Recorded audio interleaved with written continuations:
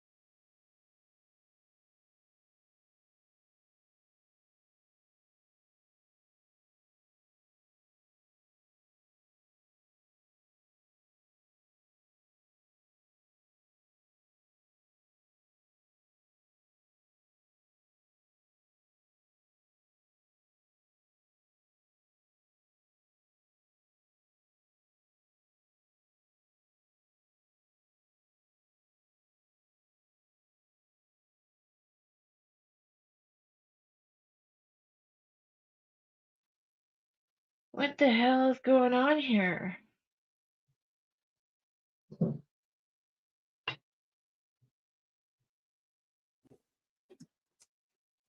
Okay, now. Now? You got me now? You hear me now? Okay, all right. Thank you. Sorry about that. I was unplugged. I was actually unplugged and then it had switched the settings. So, okay. Thank you for letting me know. Sorry about that. Hi, everybody. How's it going? Come on in. Happy Monday, holiday Monday. It's BC Day here in Canada. I don't know what's the holiday where you are.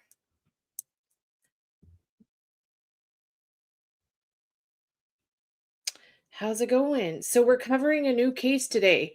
I asked a whole bunch of my moderators this morning. I'm like, okay, what do you guys want to do? And all of them suggested this Gus Lamont case, which I'd never even heard of it until this morning. So we're going to take a look at the Gus Lamont case, and we're going to start from the very beginning. It's just a Monday there. It's not a special Mondays. Well, it's a special Mondays today. Here. And you guys have me. So, everybody, please take 2 seconds before we get started here. Hit that thumbs up button for me. Please do all the YouTube things. Please subscribe if you haven't subscribed and you're in the background. And it's always helpful for the channel if you become a member. It helps support my channel. It helps me run, literally it helps me run the channel. So memberships are highly appreciated, and I got some pretty cool membership stuff. I got some really good membership videos, so you won't be disappointed. Oh, and you made 8 quarts of pasta sauce. Oh, that sounds delicious. Yummy, Susie. We're all headed your way. We're all coming. 22 months. 22 months. Thank you so much, Susie. I love all my members so much. Susie, you are amazing. Just you are so amazing. You are amazing. And Junie loves you too. And thank you for being a member. Welcome to another realm. Prepare to journey into the unknown. Look for answers, help those lost souls. We get a bit spicy and very bold. The passion for the untold. Love, laugh, and live life. We find missing here. We love spirits here. We find real clues here. Tara listens to important words sent to her from another realm. Words that get mysteries solved. Thank you to the higher powers, always sending the rays of light to protect us all. Thank you so much for being a member. Susie, you're fantastic. And then we got sweet Donna here. Donna, yeah, you have been here a lot longer, but a member for 8 months. Thank you so much, Donna. I appreciate you very, very much. I hope you guys know that. So we're going to do Gus Lamont case. Hi, Miriam. Come on in. So we're going to take our first look at this case. I know nothing about it. I know that it's Australia and a 4-year-old boy.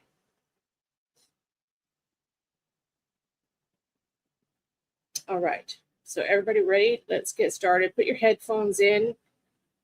Okay, wait. I need to get myself started here. I actually got all of the videos in order here. So we're going to start in order from the very first video on YouTube that we could find. Oh, and Donna gifted a membership. Thank you so much for gifting a membership, Donna. I appreciate you, girl. Whoever receives the membership, please thank Donna. You're just such a sweetheart. Sweetheart, sweetheart, sweethearts. I love you all so much.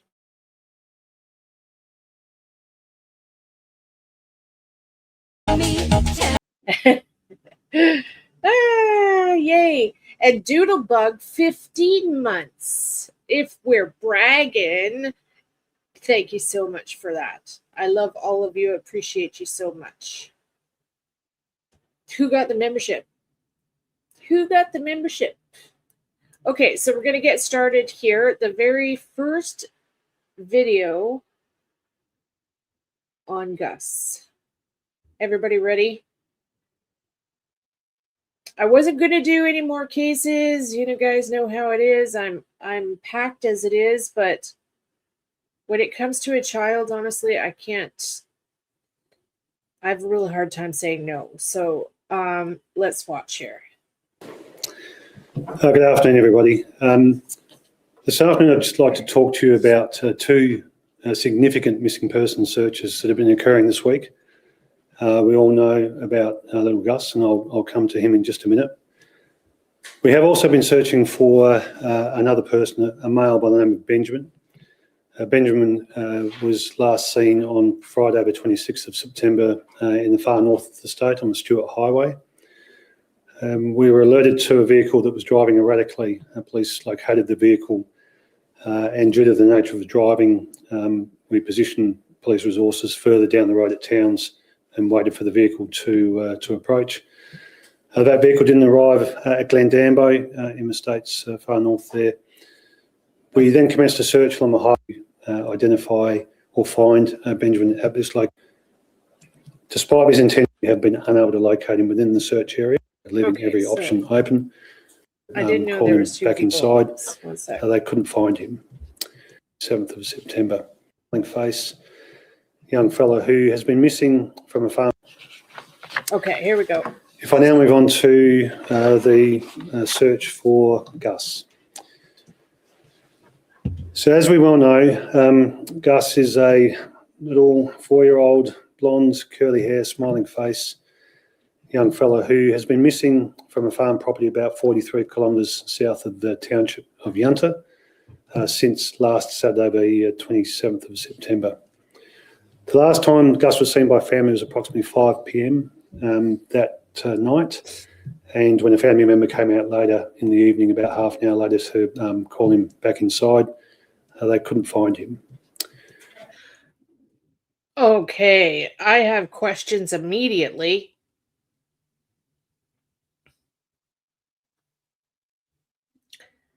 Wow, I have questions immediately.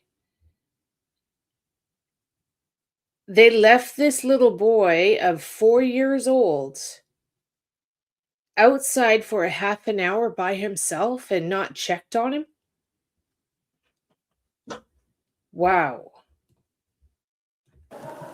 He's been described as an adventurous child, shy, but he is also a pretty good walker.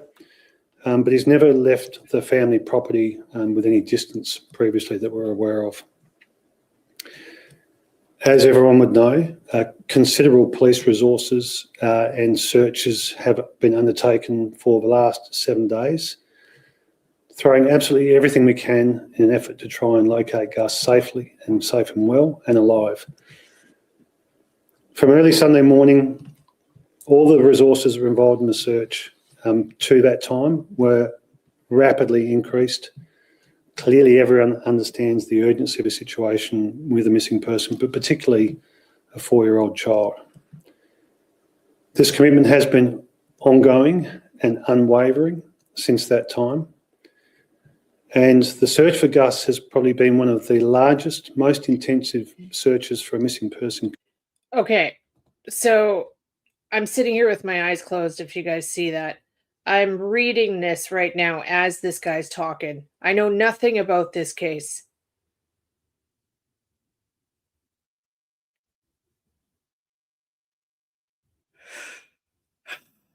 God, really? Okay, before we go any further, okay? Oh.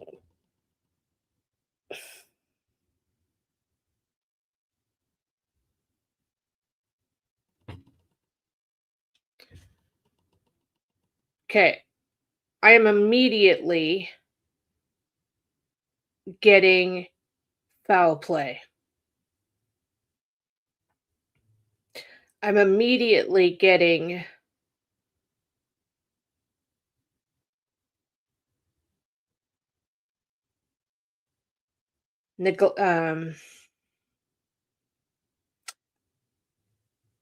abuse, neglect type situation. I'm getting a fit of rage. I'm seeing a female in an absolute fit of rage.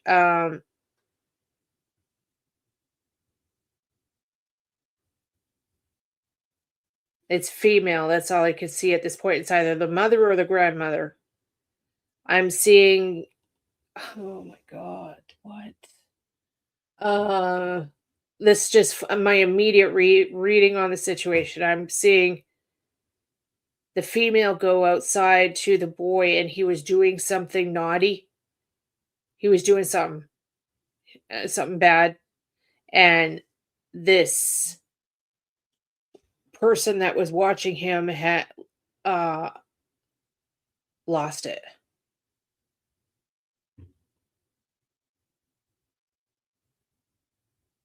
Lost it.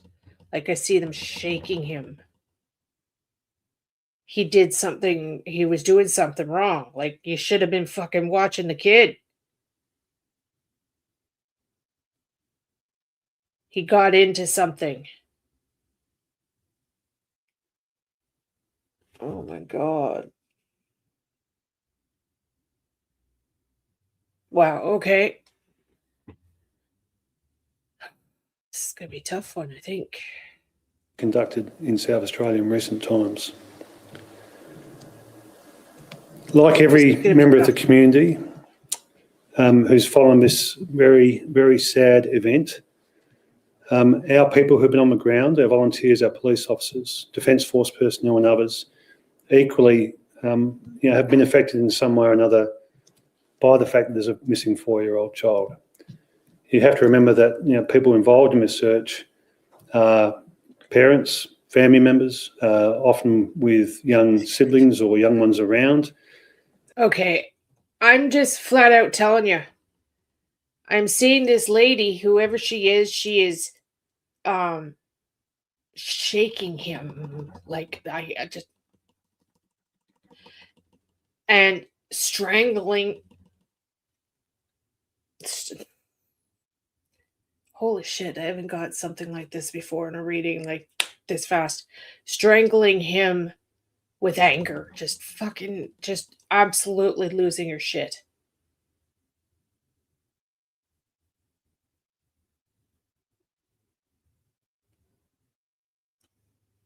Female.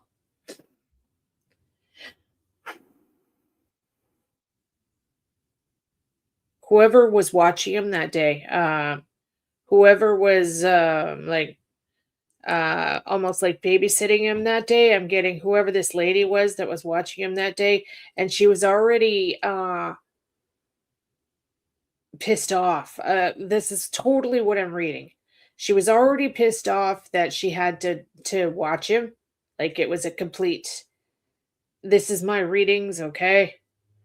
Like a complete inconvenience for her. She was irritated by the fact that she had to even be there. Super bad attitude, lady. Like, super, super bad attitude.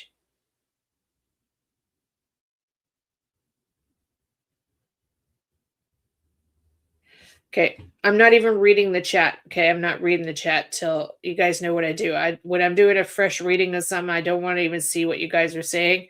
So, wow, this is brutal. And I'm actually getting a headache. Which I never get physical stuff happen to me when I'm doing readings. I'm not one of those psychics that goes, oh, I got chills. I don't do that shit. But I'm getting a headache. And so we all feel the pain and the heartache that's associated with a young child going missing.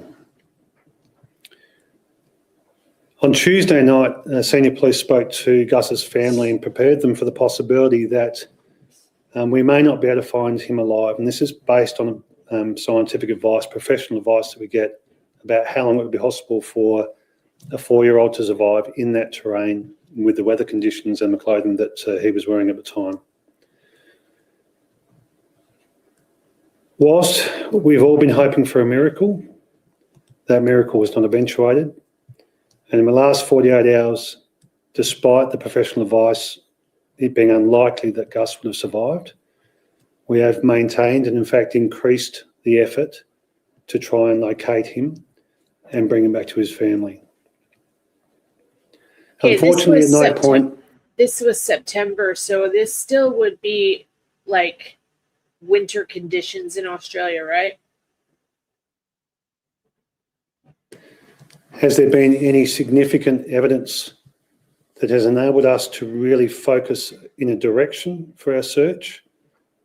Give us any clues as to where he may have gone.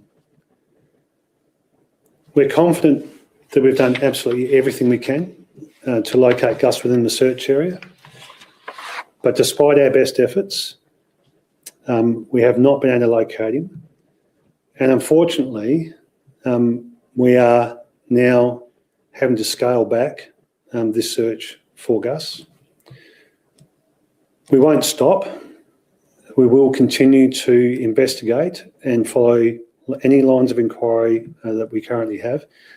And in fact, we've been conducting concurrent activities in relation to ruling out or ruling in any. Okay. Reading on that situation, I'm reading flat out, the cops already know it's foul play. The cops, so they've stopped searching. I'm getting they know it's foul play.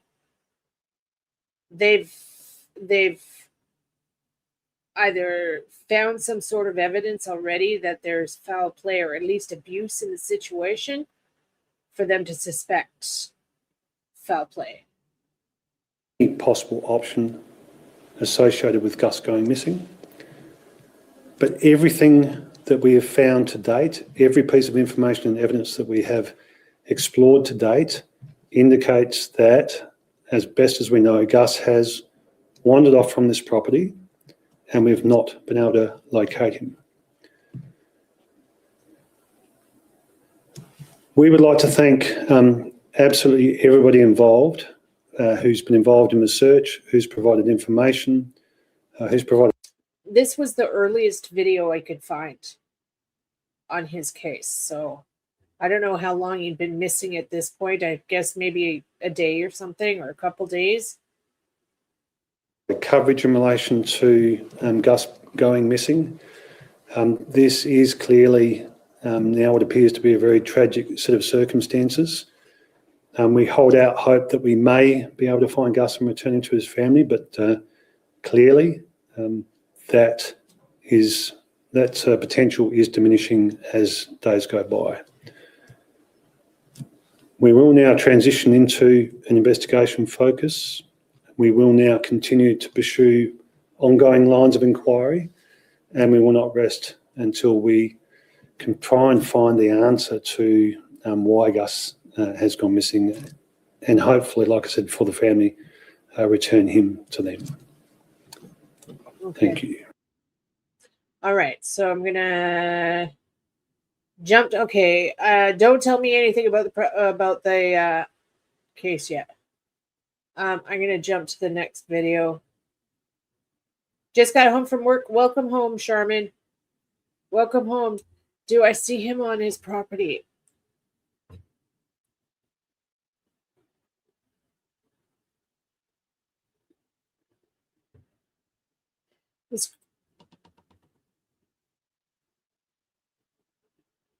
I see him on the neighbor's property.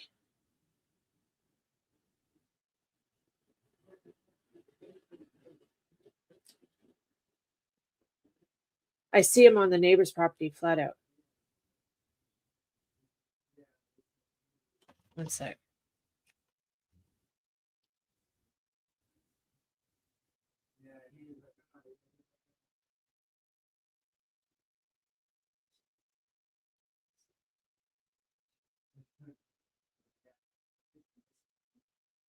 Okay, sorry. Hubby's on the phone. I'm trying to figure out who he's talking to. Okay, so I'm immediately getting the neighbor's property. If you want to do a remote viewing, I literally see the neighbor's property. How am I going to show this to you guys? Say if you're standing at Gus's front door, you're outside the front door, looking out. Okay, it's the property to the right.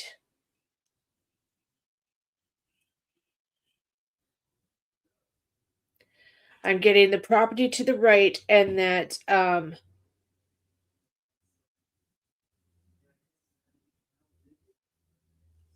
okay, I'm getting a male and a female have stashed him there. He's buried.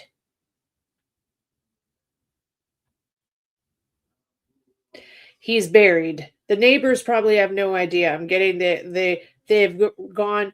Well, maybe it's still his parents, if it's his parents' place or whoever's place he was on. It might be still their property.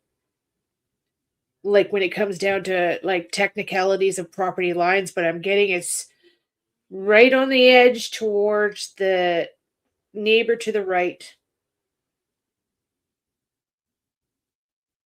And before I even started this live stream and before I pressed live, I was hearing neighbors, neighbors, neighbors over and over. Neighbors, neighbors.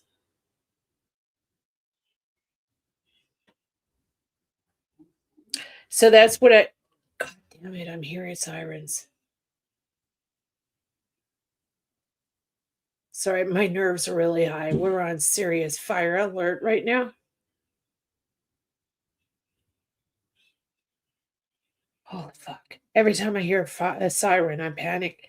Anyways,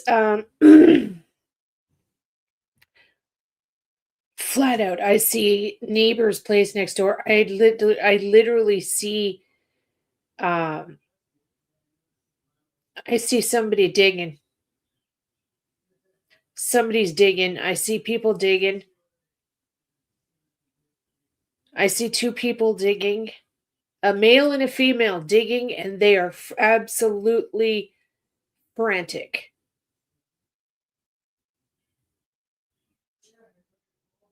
Frantic, panicked. Who I don't know who these two people are yet. Okay, so again, I'm not reading the chat. I want this to be just total fresh, okay?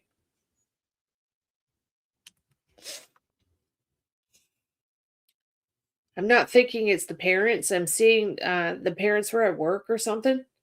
This was somebody that babysits Gus. And they're all like really freaking fed up with having to babysit him. That's totally what I'm getting here. They're just serious inconvenience for them.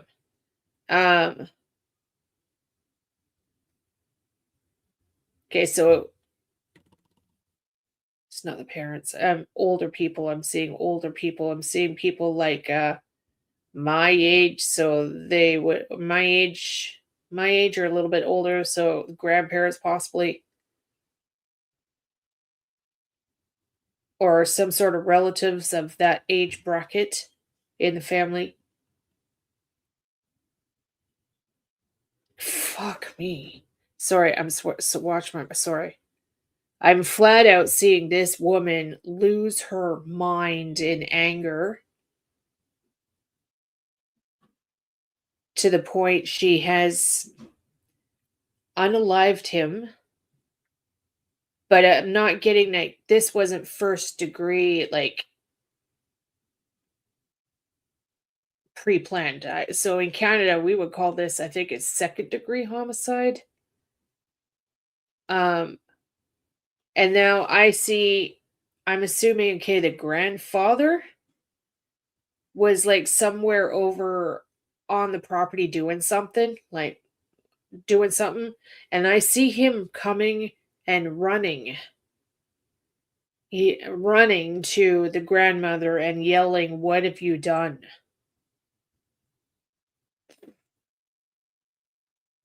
Flat out.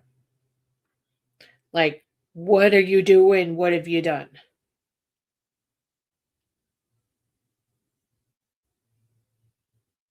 Holy shit. What?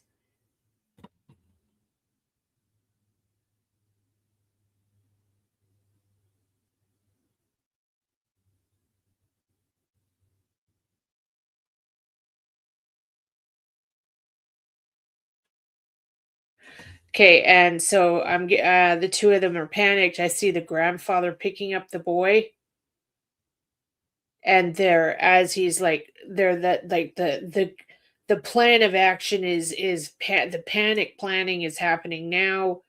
Um, both both of them are immediately panicked, but agreeing. Okay, well, we'll just bury him, and then we'll say he walked away. Holy shit.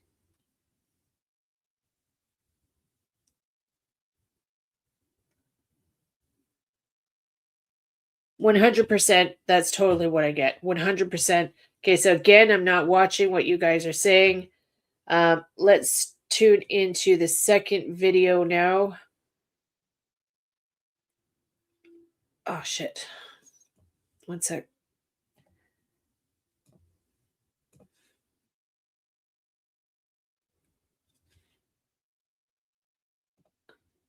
Okay, that was the first video. This is the second video. Okay. Second video is from September 29th. Okay. Oh, and why do I keep... give me a second. I keep screwing myself up here.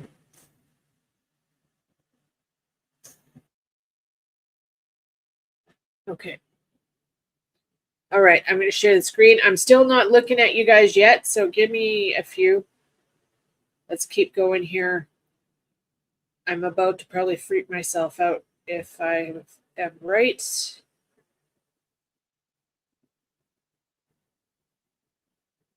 The desperate search for a missing 4-year-old boy near Yunta is set to enter a 4th day. Little Gus Lamont was last seen playing in the front yard of his grandparents' property on Saturday night when he vanished. Okay, so it's a grandparents' property. Okay. Holy shit. Without a trace. A remote family sheep station, now the centre of a major police operation. 4-year-old Gus Lamont was last seen playing happily in the sand at the front of this homestead, now missing for several days. This poor lad, just 4 years old.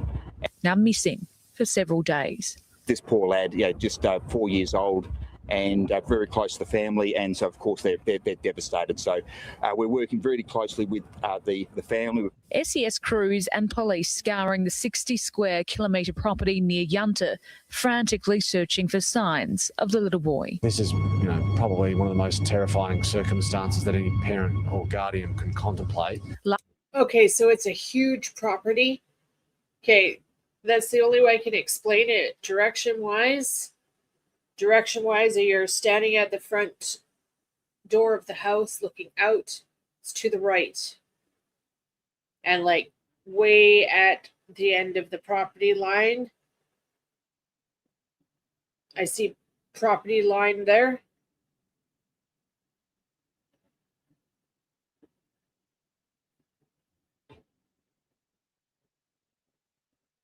Like oh my God, literally buried. I see him buried.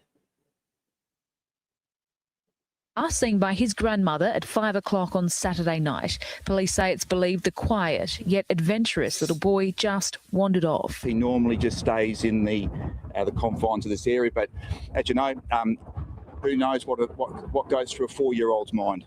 Today, more resources were brought in on the ground, police divers scouring the property's dams, while the police chopper used infrared technology to search from the air. Right now, emergency crews are focusing on a 3-kilometre radius from the homestead, but if nothing is found, they will expand the search further out. I think every single parent across the state will have in their thoughts and their prayers the family of Gus. Gus has curly blonde hair and was wearing a Minions t-shirt, a grey sun hat and boots. Police say there's nothing to suggest anything sinister has happened. The only people that would travel on this road are station owners or people servicing those areas. So we Thank you all for being here. I love you all so much. You guys know what I do here. This is how I do it. This is as raw as you can get. I don't want any tips for anybody. I don't want to know what any other psychics have ever said. I don't want to know what spirit boxes say. Nothing. I'm telling you point blank, raw as I'm getting it right now, watching this news. So I'm kind of reading as I go, okay? This is, God. There's nothing to suggest that at all. But there are grave fears for the safety of little Gus, and He's not in water. Is running out. He's not in water. I'll tell you right now, he's not in water. Hannah Ford, 7 News. And let's go live now to Hannah at the search scene. Hannah, it will continue well into the night. That's right, Rosanna. While the sunlight may be fading, the search will go on. The police helicopter will continue circling this property overnight using the infrared equipment. Police horses and sniffer dogs are on the scene as well, likely to be deployed again tomorrow. Divers too. While temperatures here often drop to freezing overnight, luckily it's mild at the moment, hovering at around 6 to 8 degrees. As every minute passes, concern for Gus grows, but police say they're remaining hopeful of a positive outcome. Okay. That's video number 2. All right. I think it's safe for me to read the chat now. Hi, everybody. So I'm scrolling back now to see what you guys have said.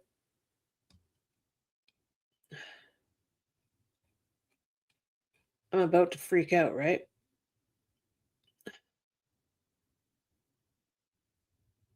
Okay.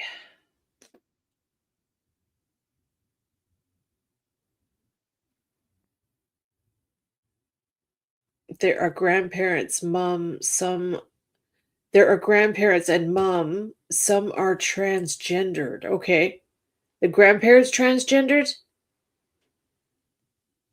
I need to understand. Okay, so is the grandmother transgendered? Is the grandmother... Well, okay, I'm so confused. Was the grandmother originally a male? Because that would explain the strength I'm seeing here. I'm seeing strength, like they shook this kid to death.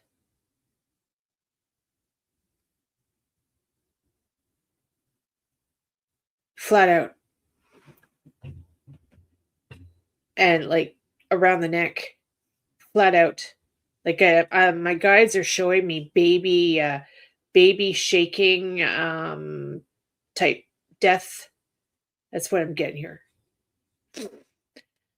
Okay, God. Oh my God.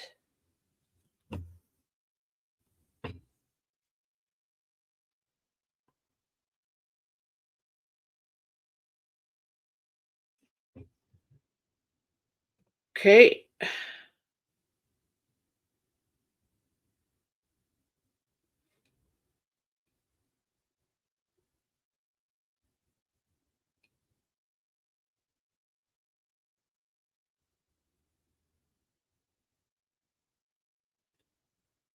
Okay, so the grandpa dresses like a female. Okay, okay. So, holy shit.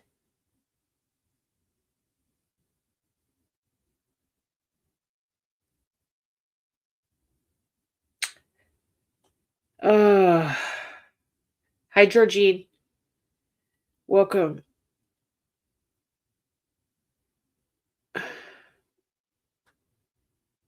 The neighbors associated with the property where 4-year-old Gus Lamont went missing are his grandparents.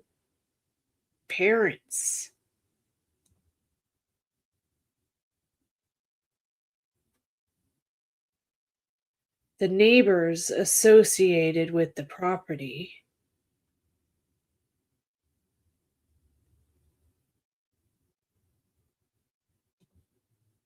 Well, holy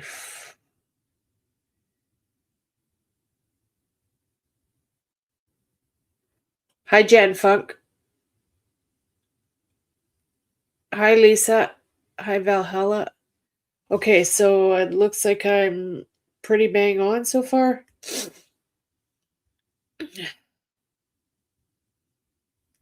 I'm not getting the actual parents. Grandma is it okay?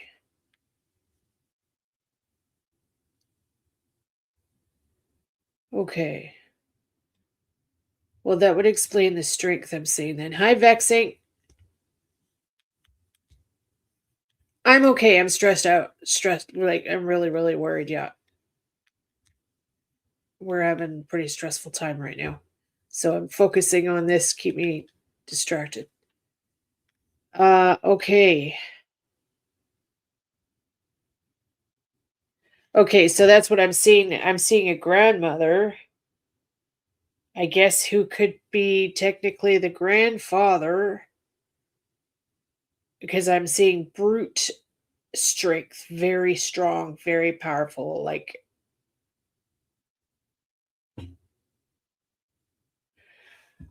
holy crap. Okay, so we're going to keep going. So that's video number 2. Video number 3, huge police search.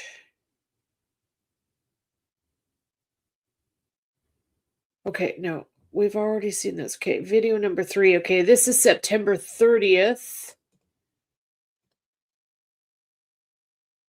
I got my chat GDP to actually give me the entire list of news broadcasts in order. So thank you, chat GDP. Yeah, please send prayers. We really need it right now.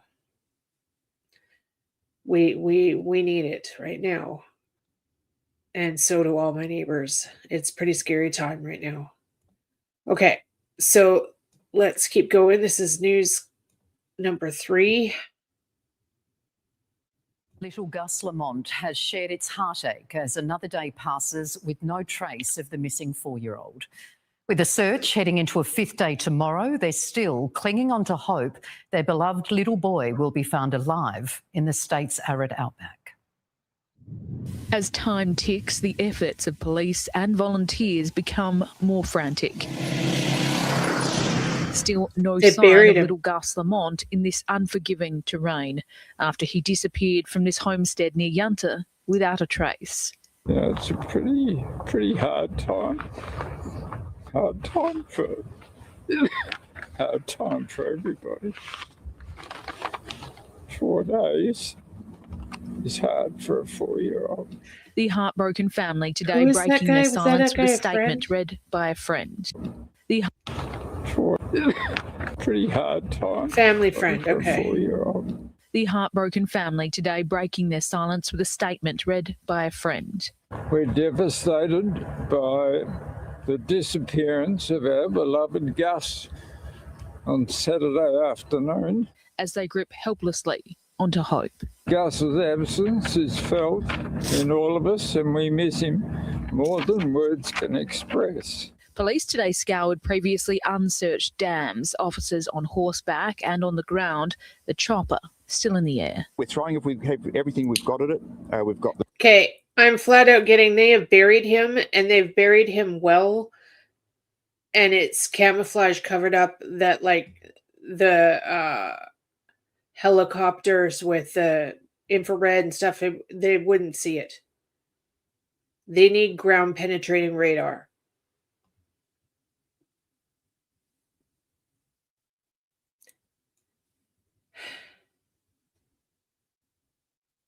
They need ground penetrating radar. He's buried well. The helicopter, which is our best asset. But nothing. We used some dogs that might be able to assist in tracking some humans. Unfortunately, they didn't find anything. Do these people, I guess grandparents, I'm going to say, I haven't seen any of the footage yet. Do they have quads or anything? Like, I'm seeing they moved him via like an ATV quad type thing. And quickly. I'm getting flat out that they knew they had to go do this very, very fast before the scent of like decomp even kicks in. Like, I see them doing this immediately. Like, as soon as the kid, he might not have been completely passed, actually. Yeah, it could be like right at the point of passing, and they're already moving to get him buried. Oh my God, wait a minute. What the hell? Is that what I'm getting? No.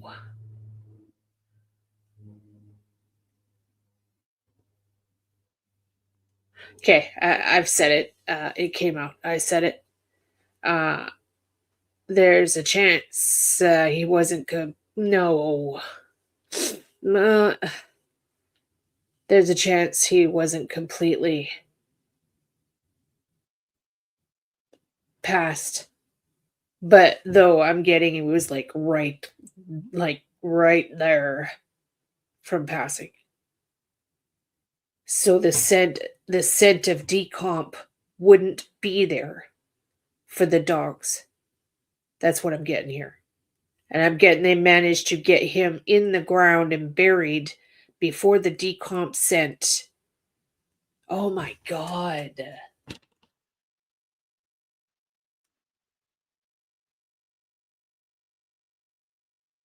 Sorry, I've never done a case like this before where this is what I'm getting.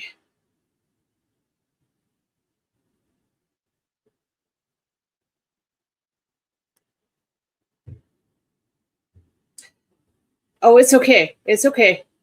That's what I'm getting. Yeah. The grandparents or grandparent, whoever the hell this is.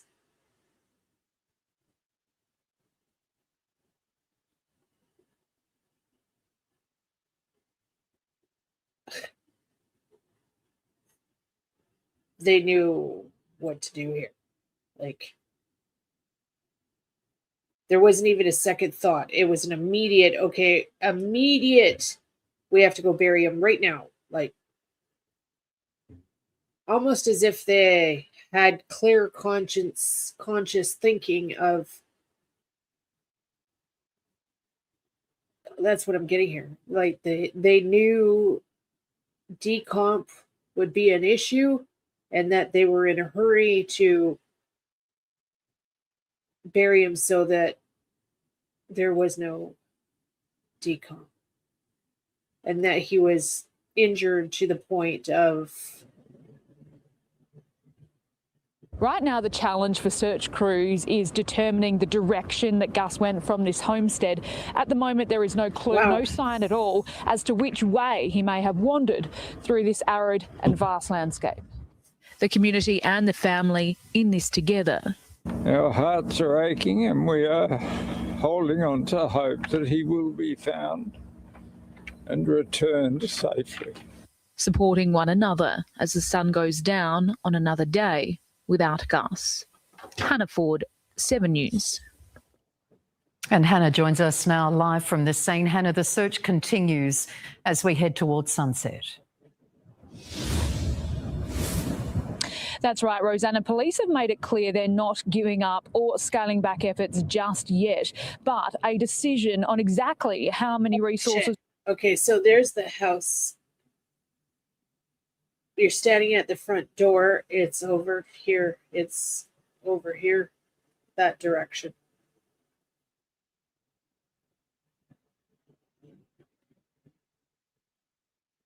If that's the front of the house, wherever the front of the house is, this is, I don't know if this is the back of the house, the front of the house, whatever, the front of the house, go to the right. Remain at the property will be made tomorrow. At this stage, the search to continue overnight and into tomorrow. The line searchers pushing further and further out from where little Gus went missing. The hope is, of course, of finding a sign of where he went, a shoe, a hat, a footprint would allow police to at least narrow the search area. But of course, with every minute that goes by, police and the family grow more concerned. The temperature is set to drop to 7 degrees again tonight as a shattered family sits and continues to pray that Gus will be brought home to them. Oh my God. As a shattered family concerned, the temperature is set to drop to 7 degrees again tonight.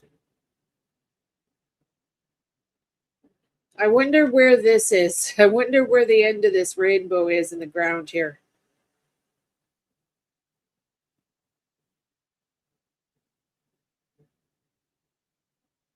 Huh.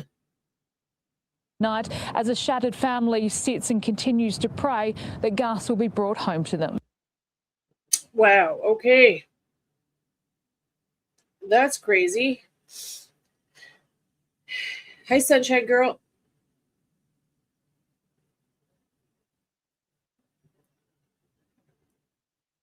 I know, what is wrong with people nowadays? Like, it's just the world. There's just something wrong with the world, I swear. Exactly, Rhonda. I think if they had a helicopter that had, a drone that with ground penetrating radar, that should do it.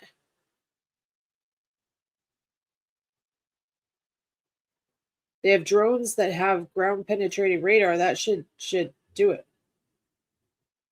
Okay, so let's go to the next video.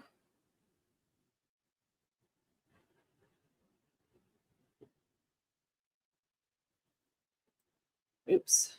Okay, I keep kicking myself out of there. Stop that turn.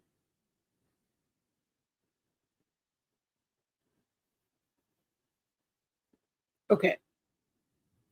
All right, and I'll be back in 2 seconds. I need to get some tissue paper. Jose Murphy. Oh, God.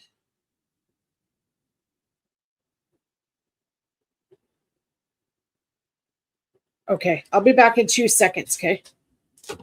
I need to blow my nose. You guys can watch something for a second here.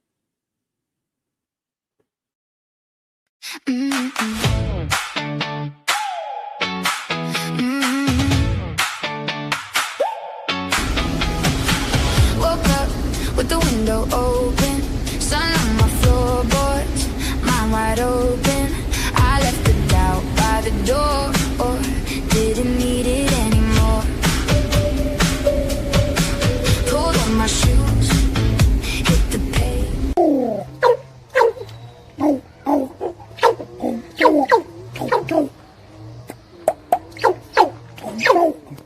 Say hi, Tara. Okay, I'm back. And on that note, all of you members, I have white raven icons in the... I should have white ravens. Please put white ravens in the chat if you guys can. All you members, I'm positive I put emojis and stuff of opal in there. So please light them up if you can. Okay. It's just terrible.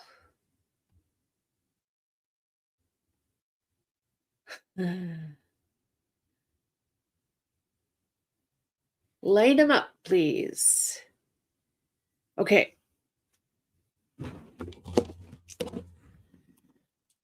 Give me 2 seconds. I need to pull you guys up on my phone.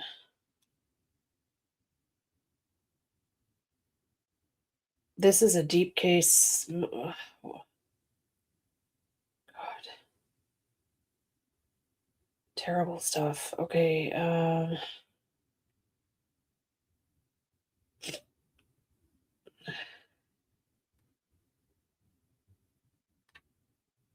I'm just checking the chat. Oh, yay! Okay, I see all my opals in the chat. This is actually all of these emojis are based on opal. Thank you so much. I love it so much. So you need to become a member. If you become a member, you get these cool white raven emojis. You become part of my raven tribe. Okay. So there you go. You're not a member. It's not showing you as a member, Charmin. It's for members. If you click the join, and then it will let you see it. Okay, so it's Oak Park Station in Grampus South. Okay. Is that South Adelaide? South Australia. Hi, Nan. Good to see you. Okay, so let's keep going then.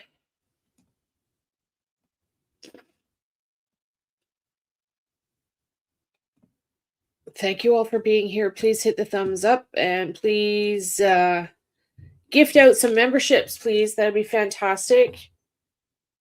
Gift memberships out so the people that can't afford to do memberships for themselves right now, they would be able to have all the fun and benefits as well. So please share. It's greatly appreciated. It helps me and it helps them, everybody that's watching. Okay, so let's keep going.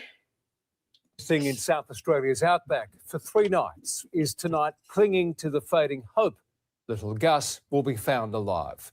A major search near the mid-north town of Yunta is right now continuing for the 4-year-old. I'm going to freak out when I see the grandparents, aren't I? Police hunting for clues to determine which direction he wandered off.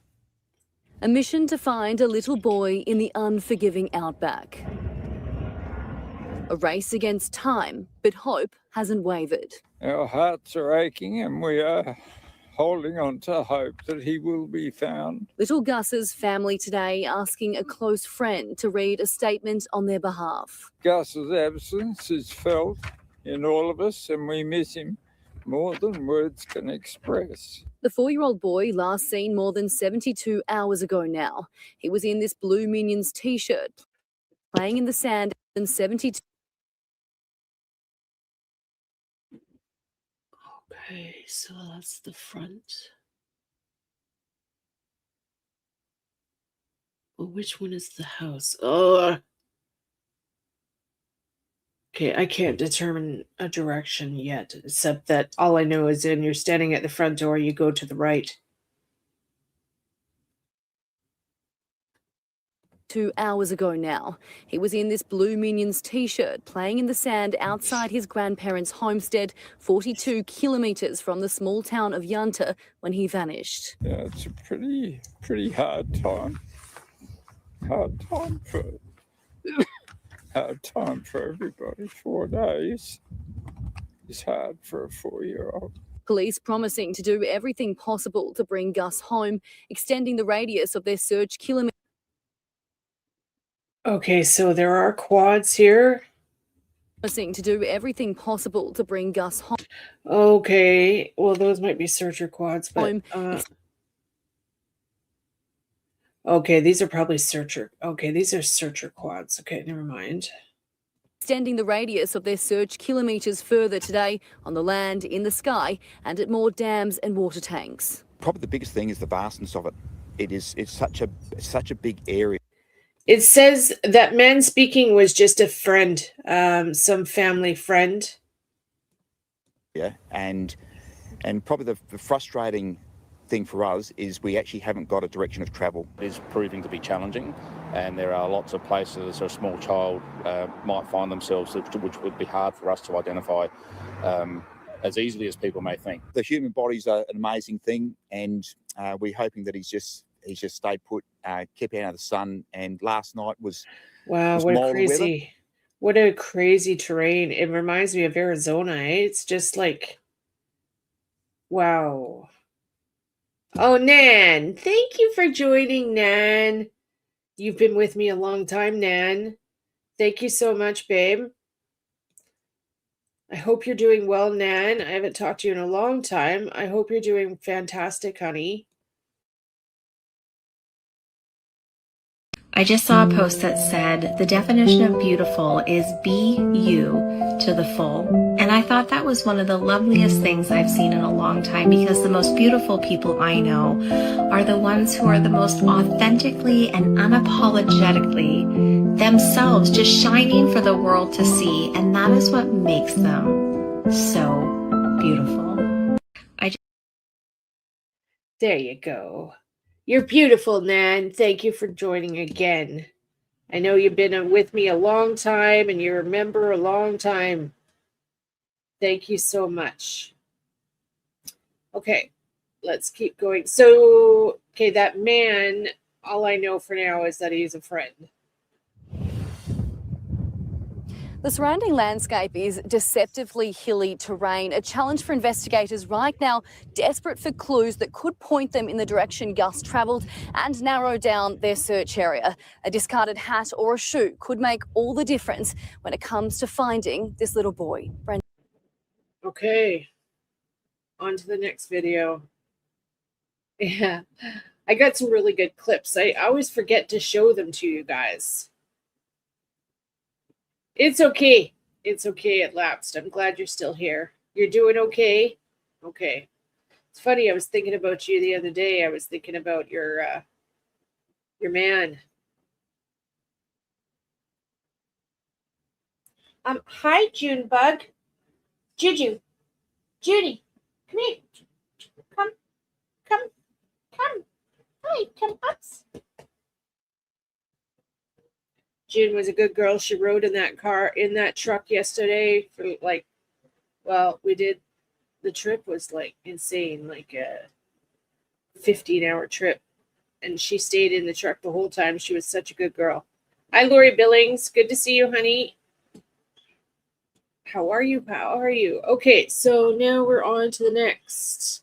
Another one from September 30th. Oh, I love this. I'm so happy my chat GDP actually put everything in order for me. I didn't have to do it. Okay.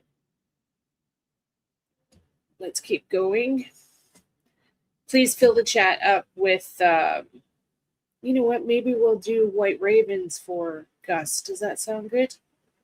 So keep filling the chat up with White Ravens, please, for Gus. Okay.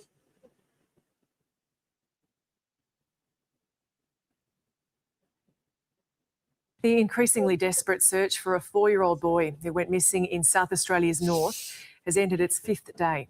The boy, named Gus, disappeared from his family's remote sheep grazing station about 40 kilometres south of Yunta on Saturday.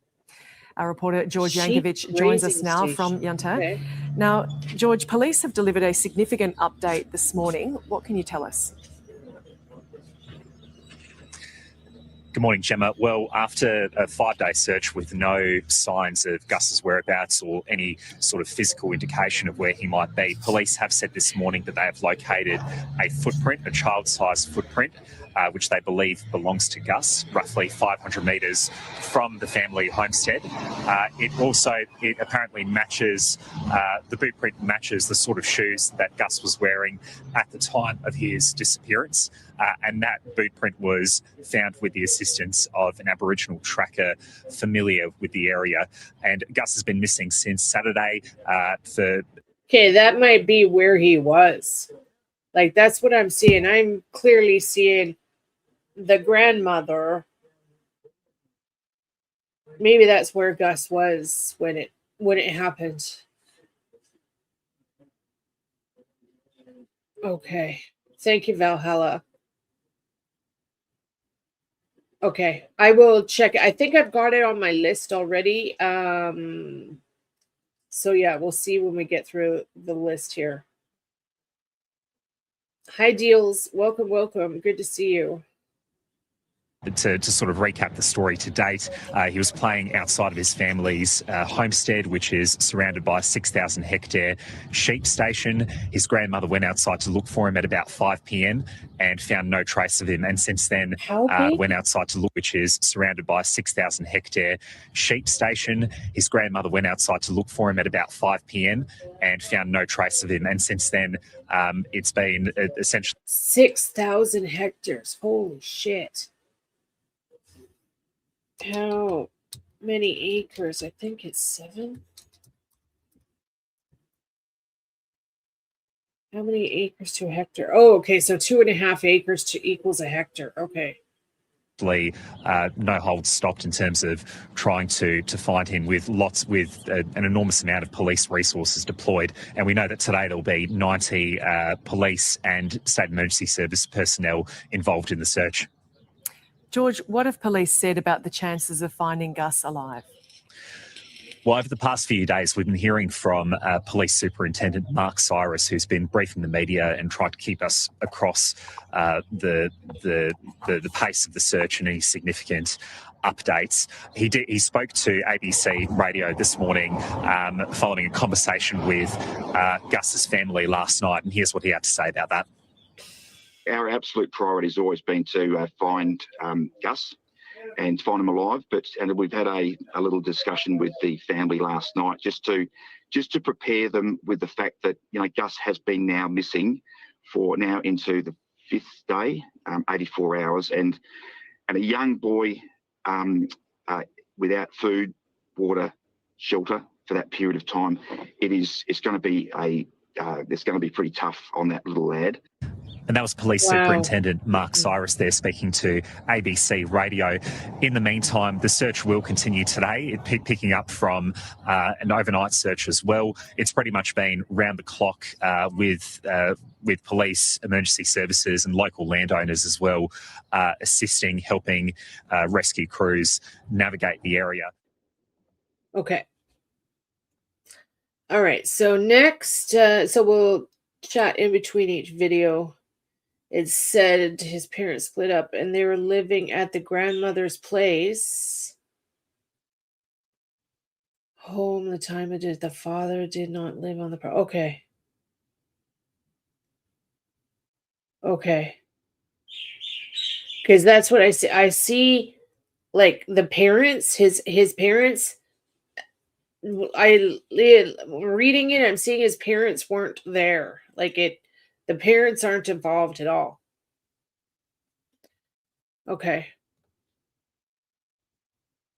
Child size footprint. Okay, we'll watch that. Search continues for 5th day. Okay, now we're going to move on to October 2nd. Oh, stop it, Tara. Where are we? October 7th.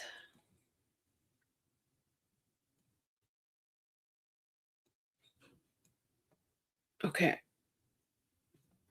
Let's keep going. Thank you again, everybody, for being here. Please hit the thumbs up button for me.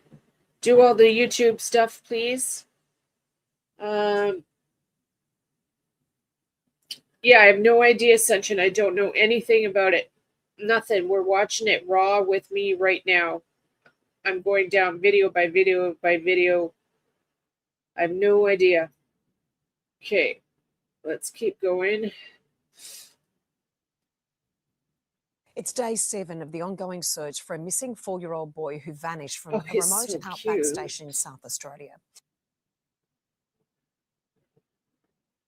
He's so adorable. Oh my God. The first photograph of Gus Lamont was publicly released by the family yesterday. Live now to Hannah Ford in Yunta. Hannah, a goat herder is now supporting the ongoing efforts.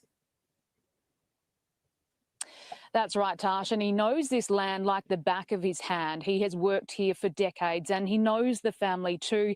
He is hoping for a miracle like everybody else. Now, yesterday, the first photo of Gus was released by police, a heartbreaking image of an adventurous little boy with long blonde curly hair, big brown eyes. He was last seen playing here at this homestead on Saturday night when he vanished without a trace. This search is now entering a 7th day. There are 50 soldiers from the Australian Defence Force still here scouring this arid landscape, and SES. This case is from Australia and he went missing in September of 2025. And police crews are still here as well. They're closer to the homestead, lifting up every piece of tin, looking in old vehicles, checking every possible crevice, nook and cranny for a sign of little Gus, who hasn't been seen since Saturday. But what happens to this search from today, now that it's entered a 7th day, is unknown. We're expecting an update from police later today. Tash. Hannah Ford, thank you. Okay. Next video. So that was October.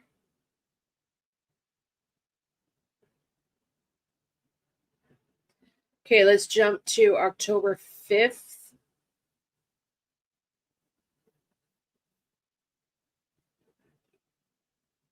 Any questions? Yeah, I don't know yet. You're all getting it fresh with me, most unless you've already seen the case, but don't know yet. Okay, let's keep going. This one window. Heard? Shooter. Lamont has been missing for 9 days in rugged bush. Missing 4-year-old boy. Angus Lamont has been missing for 9 days in rugged bushland, 320 kilometres north of Adelaide. Gus was last seen playing in the sand at his family's sheep station on September 20. Okay, so this is the house. This is the front. Okay, so it's this way. So I just make a mental note for myself here when I see this green thing, that's the right direction here. So if you're standing at the front door looking out, I see it's to the right. He's to the right. And distance, it is a large property. He could be at the very end of it. I'm seeing like the end of the property line, like the end of the property.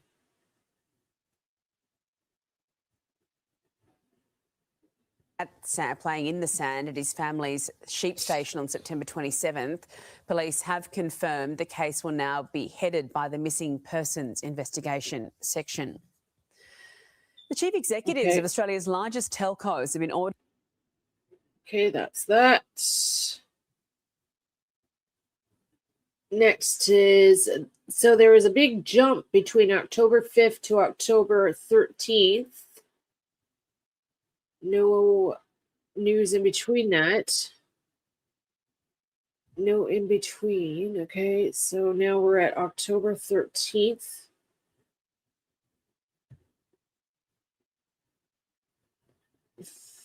Police are scaling up the search for 4-year-old Gus, who was last seen at his family station south of Yunta more than 2 weeks ago.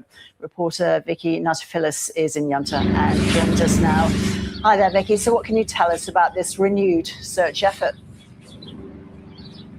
What we do know is that the renewed search effort is going to be focusing on a much larger area than and a newer area than the previous search.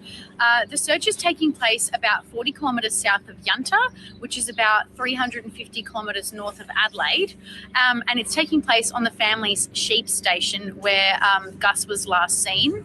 So, as I said, the search area is taking place on a new part of the 6,000 hectare property that the family has.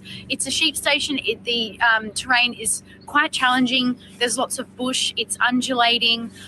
So it's not the ideal terrain, but it is what the police have to work with, unfortunately. The task force that has been put together, that's been announced earlier today by Police Commissioner Grant Stevens. And so the search that has resumed today, it is involving police. So I am going to put it out there. If there's anyone from there watching this live stream by chance, that's where I'm seeing him as a location. I'm seeing him point blank he's buried. And they did a pretty good job at doing it. And at the very end of the property line, like I literally see a distinct line. It might not be a property line, but I'm getting is way out. Like it would be at the end of their property, way out. But if there's a line there, I haven't looked yet, and I don't know the terrain or anything. Like, is there a wash there or a river there or something there? I'm seeing a very clear line. Okay.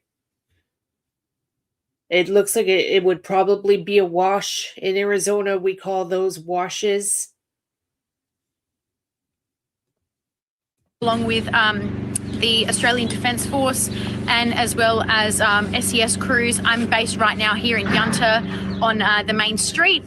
Throughout the day, I've been seeing Defence Force cars, SES cars, particularly in the morning, and they've all headed to the search site on the family's sheep station. And something to note is that the family have been cooperating with police. Police said that they've been assisting with the investigation. Earlier this morning, however, the South Australian Police Commissioner Grant Stevens did say that they have to look into foul play, even if that isn't the case that has happened. But they can't rule out any situations just yet. However, they are hoping to find some answers for the family sometime soon. Okay. Okay, there you go. So we'll keep going. We still have lots more to go. So just remember what I'm saying I'm reading this live as we're going, okay? So that was October 13th. Now we go to October 15th.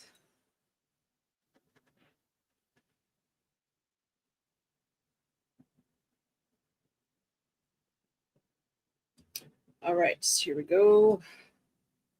Details about the night 4-year-old Gus Lamont vanished on his family's outback property. Lauren Rose is live at Yunta. And Lauren, we're learning more about what family members were doing when he disappeared. We are, Will, and while it helps paint a picture of that tragic night, sadly, there's still no sign of the 4-year-old. 7 News has been able to establish a timeline starting at 5 p.m. on Saturday, September 27, when Gus was last seen playing in sand out the front of the homestead. We now know Gus's grandma was watching his little brother Ronnie inside, while his mum and another grandparent were 10 kilometres away looking after the station's sheep. Gus was discovered missing at 5:30 and the police were called 3 hours later. Today, 80 members of the Australian Defence... There you go. 3 hours later. Police were the station's sheep. Gus was discovered missing at 5:30 and the police were called 3 hours later. There you go. They had 3 hours.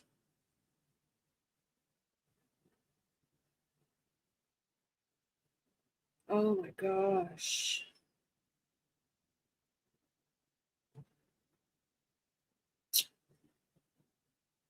Okay. Today, 80 members of the Australian Defence Force have split into groups of 20 to widen the search area even further. They've been walking up to 25 kilometres a day in hot and... You can accomplish a lot in 3 hours when you are in adrenaline pumped up mode. Like, that 3 hours is a long time.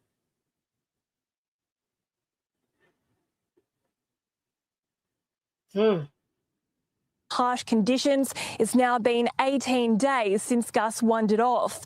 In Australia, his disappearance has been compared to the high-profile missing persons... Also, if that's even correct, like, they could be just saying it was 5:30. Wait a second.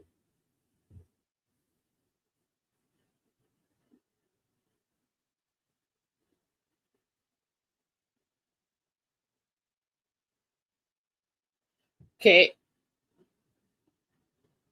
I'm getting the timelines wrong. It's wrong. This is wrong. They're lying. This is wrong. They've told them the wrong time. I'm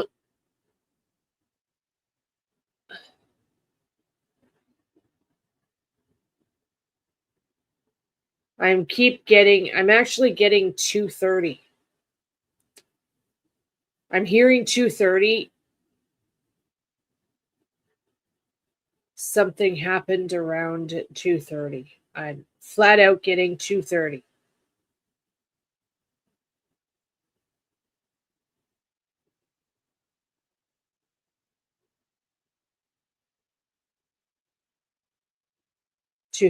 My guides are hard to explain to you guys. My guides are showing me that the sun is high up in the sky at that time. So, and then I'm getting 2:30. So it's still like early afternoon.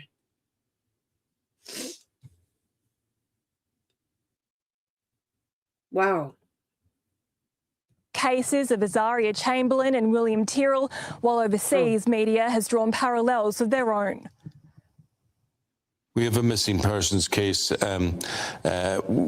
ourselves, with family, a young girl called Madeleine McCann, who many years ago went missing in Portugal. And people still talk about it, and we still try and theorise as to exactly what happened. Tomorrow, the search will start and finish earlier as temperatures here are set to soar into the mid-30s by the afternoon. It will resume on Friday. Such is the determination to find closure for Gus's family. Okay. All right, so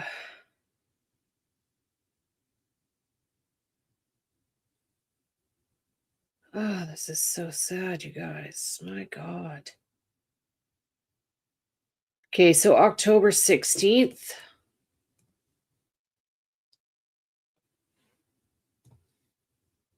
I'm glad I'm doing this exactly like my chat GDP has given me the exact layout of videos to play in order.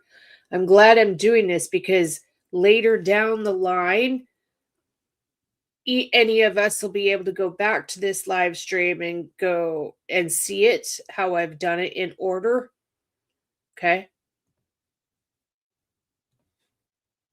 Force personnel have packed up and left as police pull the pin on their latest outback search for South Australian boy Gus Lamont. As Lauren Rose reports, it's been almost 3 weeks since the little boy vanished from his home, seemingly without a trace.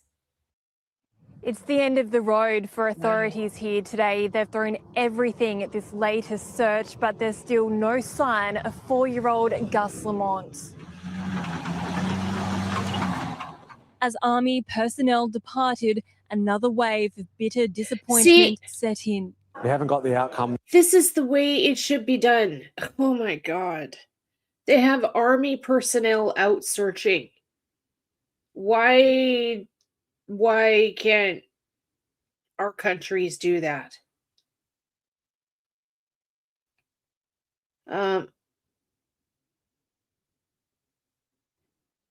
Why? Yeah.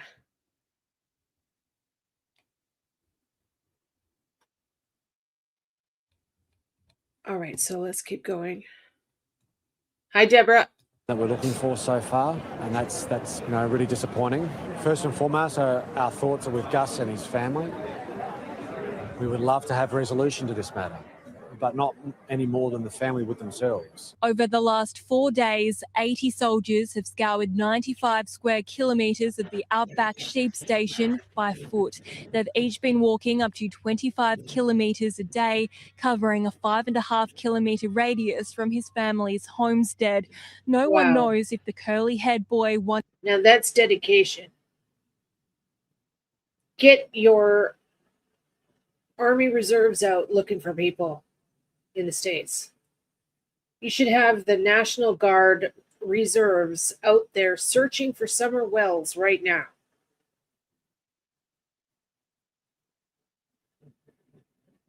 Okay, and Wendy, if you're watching, if you're listening, I don't have any of my news and stuff on for what's happening here right now. If something important happens, Wendy, can you please let me know in the chat or shoot me a text? Thank you. Off to the north, south, east or west, and to a child his height it all would have looked the same. Tomorrow marks a sombre milestone, 3 weeks since anyone saw him. His grandma left him playing in sand out the front of their house, and within half an hour he was gone. It's unlikely he would have survived out here more than a few for him. Tomorrow marks a sombre milestone, 3 weeks since anyone saw him. His grandma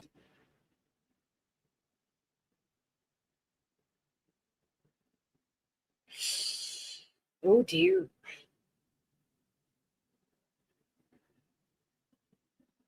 left him playing in sand out the front of their house, and within half an hour he was gone.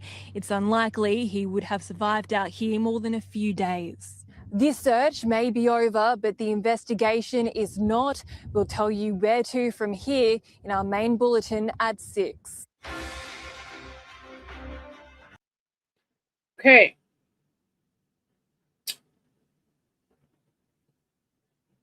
So then we jump to October 23rd. So again, there's more timeline in between reportings.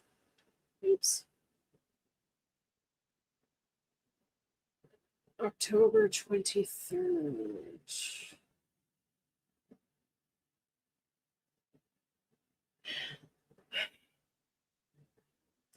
Okay. Okay. And thank you, everybody, for showing me some respect and not telling me what other psychics are saying and stuff. Thank you so much for that. I don't know why I have to keep explaining to people not to do that. Like, it screws me up. It screws up my readings if I read anything that some other psychic is doing. And I would never do that. I can't, like, that's so dishonest to use other psychics' work. It's just so wrong. I've had a problem for years where other psychics are actually using my work, and I'm noticing it's starting to happen again. So please just be careful of who you're trusting out there on these YouTube streets when it comes to psychics.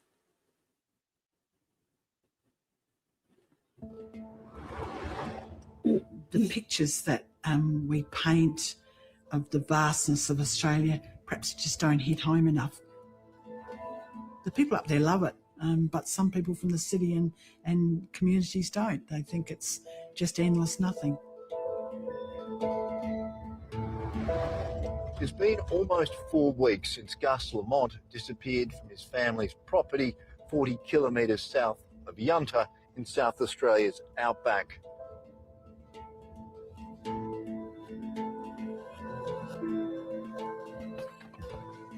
Despite 2 extensive searches in and around the 6,000 hectare property, almost no sign of the 4-year-old has been found.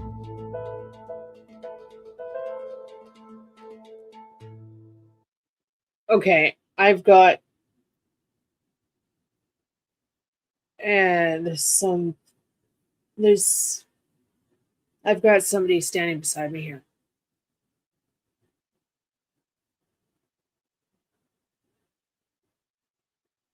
I got somebody standing beside me here.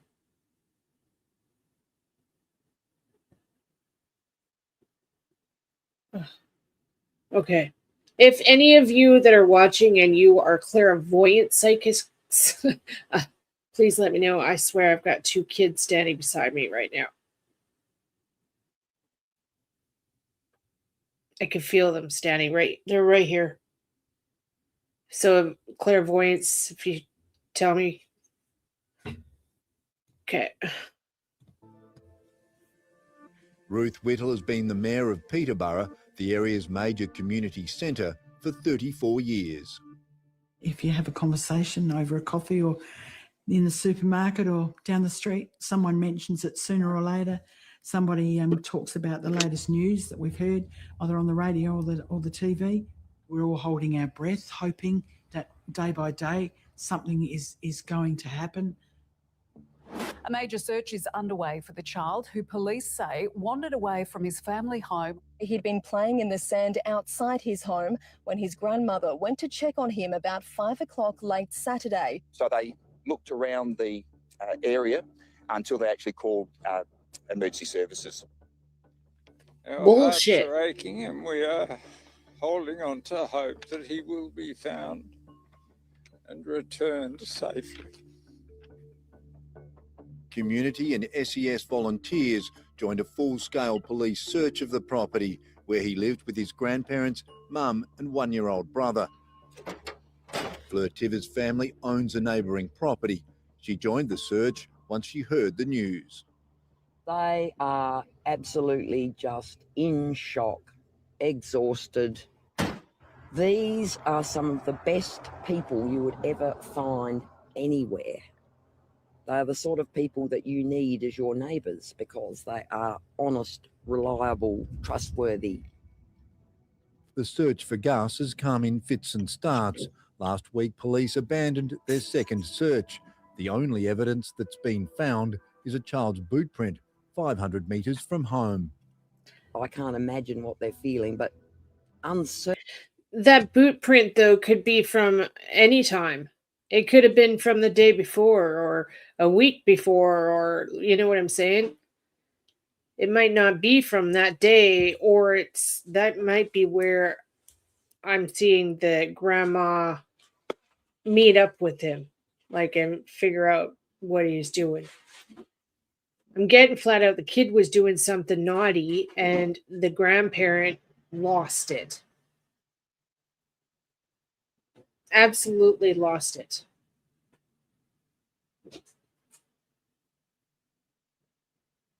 Certainty is always the worst, isn't it?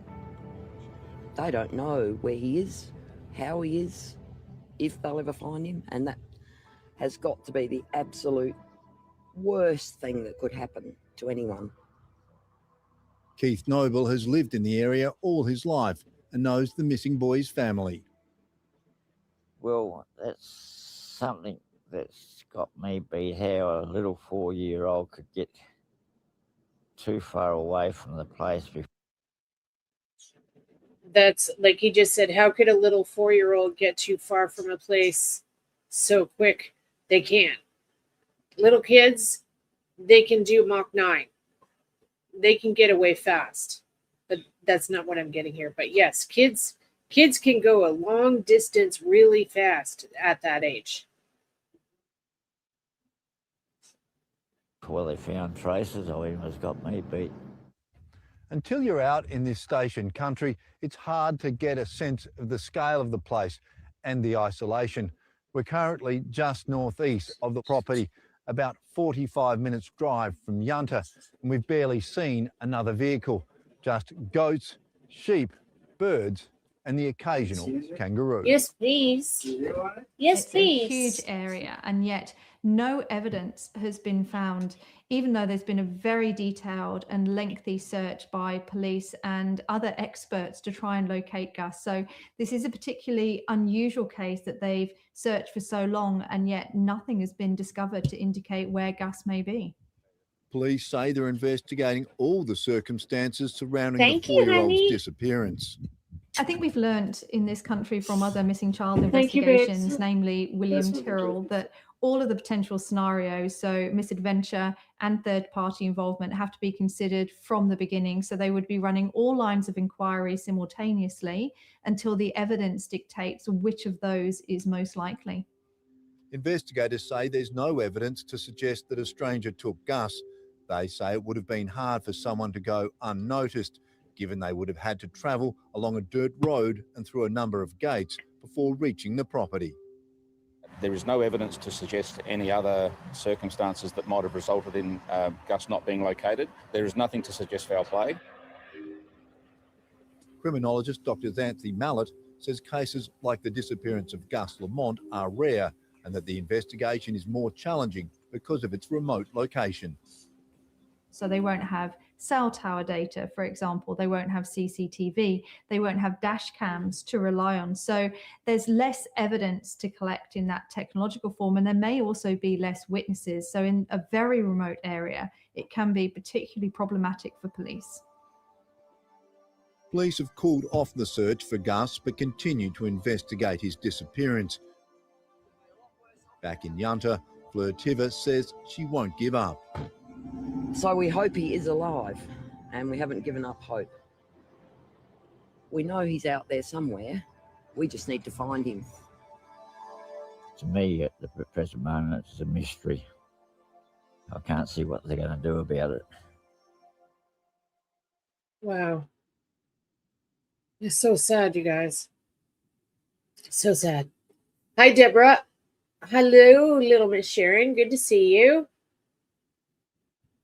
Everybody fill the chat up with your White Ravens, please. You're all part of the members. You're all part of the White Raven tribe, which makes you like super special. So please fill the chat up with Opal, our White Raven, please. Okay, Just quickly scan in the chat here.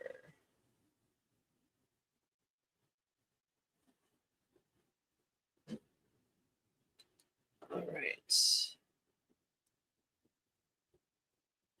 There we go. Yay. Oh, it doesn't show like that on my screen. I see it on my phone though. I love my little ravens. Thank you so much, you guys. And yeah, so for the color of hearts we're going to do for Gus, let's do white, okay? White Gus, white ravens and white hearts. For hope. Literally, I'm getting hope. Okay. All right, so that was the 23rd. Now, again, another jump. I hate to see how it's doing this. Okay.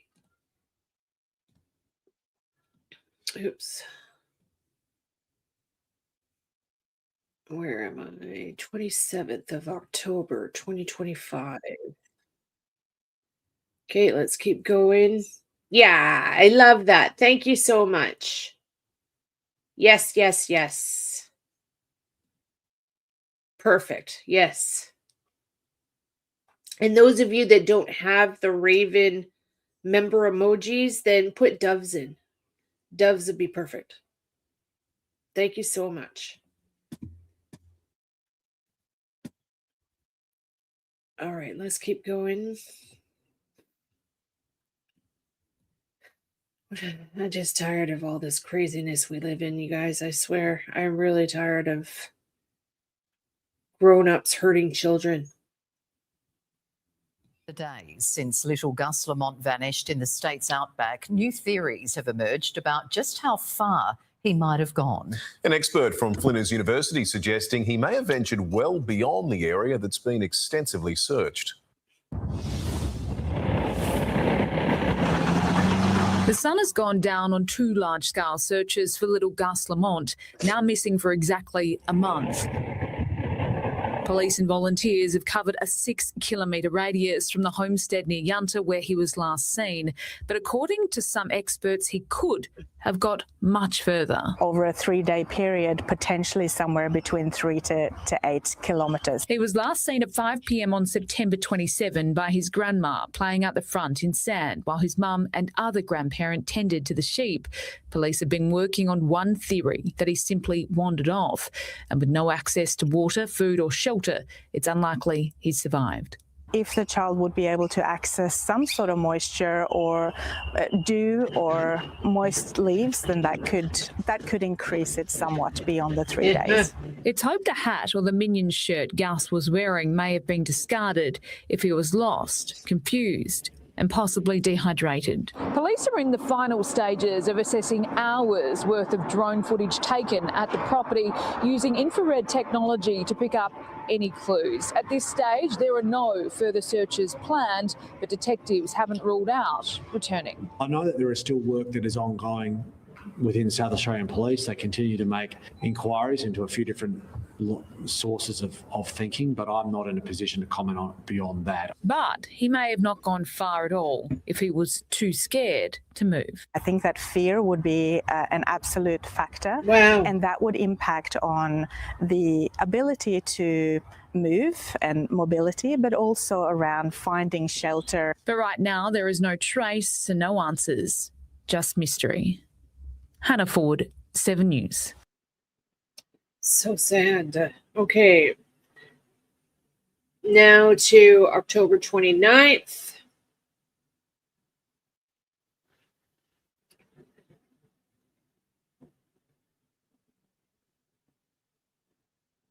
October 29th. Okay. Back out to the outback station near Yunta in South Australia's mid-north tomorrow to undertake a renewed search for 4-year-old Gus. They're going to be draining a dam which is about 600 metres from the family homestead to rule out that 4-year-old Gus drowned in that dam. Yeah, I don't get water in this case at all. I don't see him anywhere near water.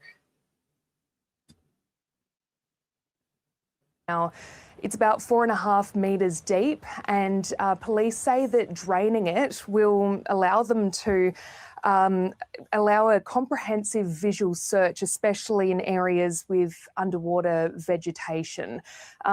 The search has been ongoing since Gus was last seen at the property on September 27, and since then an extensive search has been underway with police, SES volunteers, and that's been from the air, on the ground and the water as well.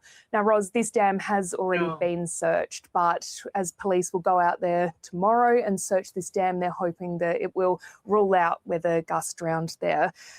Also worth mentioning that a recent drone search was undertaken, but police analysed the data from that and say that no object of significance was found. However, a further aerial imaging analysis is still ongoing, and we won't hear more on that for another couple of weeks, Ros. Okay, Sophie, thank you for the update. Okay.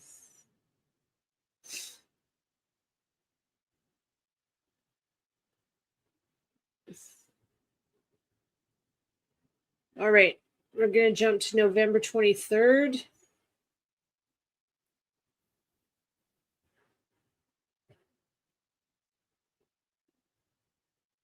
They didn't find him in the dam. Okay, thank you.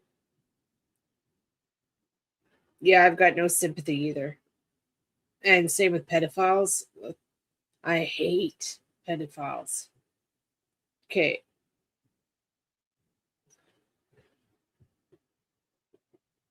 Story. The outback search for 4-year-old Gus Lamont in South Australia will resume tomorrow, with police to focus their efforts on 6 mine shafts that have recently been discovered near his home. The little boy vanished, seemingly without a trace, from his family's property near Yunta nearly 2 months ago. The new search is expected to last up to 3 days. Last month, I'm not getting mine shaft at all either. I literally see him buried under dirt.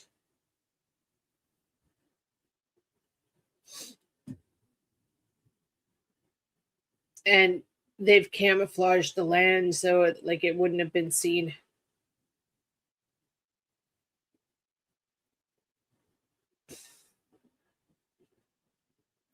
Do you know, that's a good point. Satellite. Yeah, satellite.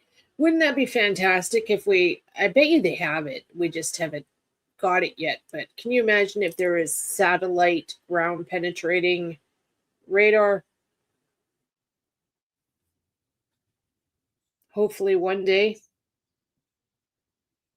where we could cruise Google Earth and then hit the ground penetrating button. Wouldn't that be amazing? Hopefully one day. What do they put on top of him? I literally just seeing terrain like we're seeing on the ground here. Just they put it back as if nothing had been shifted. It's just regular ground.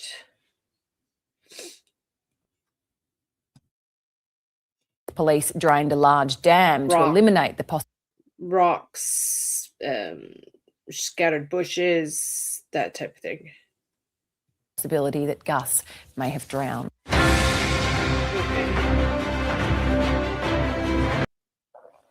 All right. So November 24th, they've done the mine shafts. Mine shafts now being searched. Mine shaft focus, new search. Police still searching mine shafts. New what? So they did mine shafts for a few days.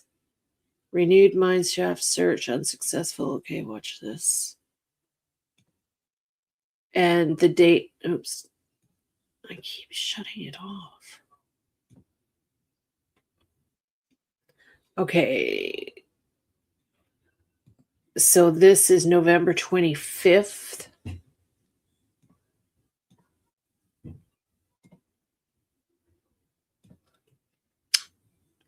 Wrapped in anything? I'm seeing no. I'm seeing he's not wrapped in anything. He's literally been put in a hole just as what he was wearing. Yeah,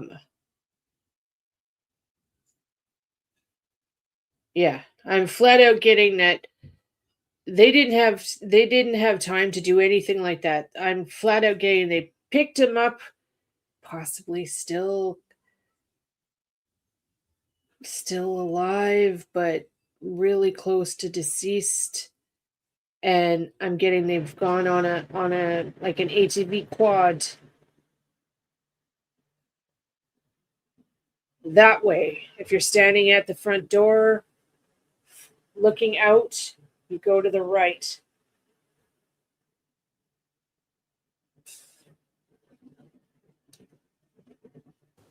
The latest police search for missing 4-year-old Gus Lamont has failed to find any trace of the boy almost 9 weeks after he disappeared from a remote sheep station near Yunta, around 300 kilometres north of Adelaide. Josh Webster has the details. Josh, 6 old mine shafts were searched and cleared. Yeah, that's exactly right, Tiff. These shafts were located on the property where Gus went missing in September, between 5 to 12 kilometres from the family's homestead. Police identified several locations after analysis of aerial mapping from previous searches. Some shafts were relatively shallow, but others were up to 20 metres deep, where specialised equipment was required to complete the searches. There was hope of a discovery today, with police leaving no stone unturned in the search, exploring if little Gus had fallen down one of the shafts. But for the family, it was another heartbreaking day with no evidence of the 4-year-old found. Star Group and Task Force Horizon officers were also on foot today, combing over more unsearched areas, again failing to locate any trace of Gus. Nightmare situation for the family here, but also all South Australians, I So think, sad. sort of riding that with Gus's family. Certainly I've spoken to the police about it. I think they're doing everything they can. They take it incredibly seriously. They are following up leads and other opportunities to try and find Gus. Thank you, police Donna. have not ruled out returning to the remote property as the investigation continues. Tiff, tomorrow marks 2 months since little Gus was last seen. Okay, 2 months. Thank you for the coordinates, Donna. Thank you, babes. Police inspected all vehicles, nothing. Okay, thank you, Sharon. And just a complete topic change for 2 seconds. Kristen, I just got your email, hun. You know what one of my customers has done? I am just so thrilled. One of my customers took one of my room sprays and sprayed it on their dryer sheets. Like they sprayed it on their bounce dryer sheets, threw it in the dryer, and their clothing smells freaking amazing. Yeah. So there you go, ladies. There's another idea for you. Spray your dryer sheets with any of my room sprays. Kick-ass idea. Thank you so much, Kristen. I'm going to have to do that for myself. I haven't even done it for myself. That's such a good idea. Okay, so I need to work on my chat TDP again for a second. I want, please show me all Gus Lamont videos and date order after November 25th, 2025. All right, so let's just hang in for a second here. I'm getting my chat GDP to give me the second chunk of videos. Isn't that such a good idea? Or those, I've got some somewhere, those dryer balls. Those wool, most of them are usually wool dryer balls you throw in your dryer. You can do that too. Put the fragrance oil all over your dryer ball. Kick ass. Amazing. Okay, so everybody take 5 minutes, go do your thing. Go get some fresh water. Hit the thumbs up button for me. If you're in the background and you're just watching and you haven't subscribed, please hit the subscribe button. It's free and it really, really helps out my channel. Helps me grow. My goal was to hit 50,000 subscribers by the end of this year. So please pass it along. Share my channel out to everybody. Okay, ChatGPT is still going. So you know what I found today? Those of you, remember I told you about a tip on how to reduce negativity from your home? The salt glass. Well, my salt glass, I haven't looked at my salt glass in like, I don't know, 2 months. And I pulled it out today. You ready for this? This is because I do readings all day, every day.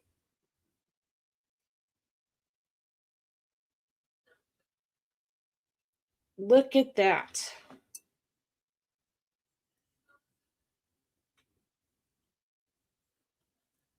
I have soaked up a lot of negative energy in here. Isn't that wild?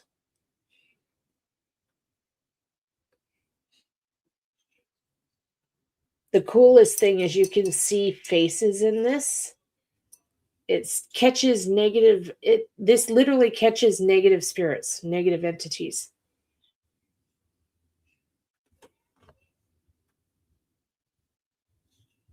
Pretty cool, eh? And then sometimes I'll put, that's why you see color. I'll put like 1 drop of coloring in, like food coloring or candle dye. And then as it grows, it looks super pretty. So I need to clean that. You can see faces everywhere. I've done readings with this before, actually. I've done specific readings for people with this.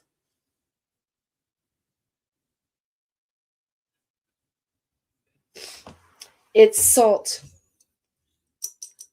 Salt and water. So you fill the bottom up, just like a little, you just fill the bottom up with salt, then a little bit of water just to cover the salt, and then just put it like up on a shelf somewhere in your house. And make sure to check it like once a week. And when it gets like this, then you take it to the sink and clean it with hot, soapy water and do it again. It's fantastic. So that's another tip. I've had so many people ask me, you know, how do I help my house, right? That your house feels negative. So you can buy my sage kits, or you can buy my sweet home spray and use this, do this. I learned this trick from a very wise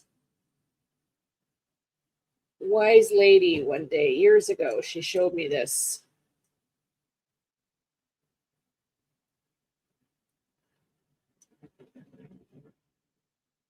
It's the coolest thing. And when you put it in the light, you can see all the faces and stuff. It's amazing. No, this does it on its own. This is the glass. This is the negative energy growing, and it's trying to come out of the glass. It does it on its own. This one has probably been about 2 months, I think, since I checked it last. I had it up behind the TV up there. I forgot it was there. And I'm actually using a chunk of Himalayan salt in there.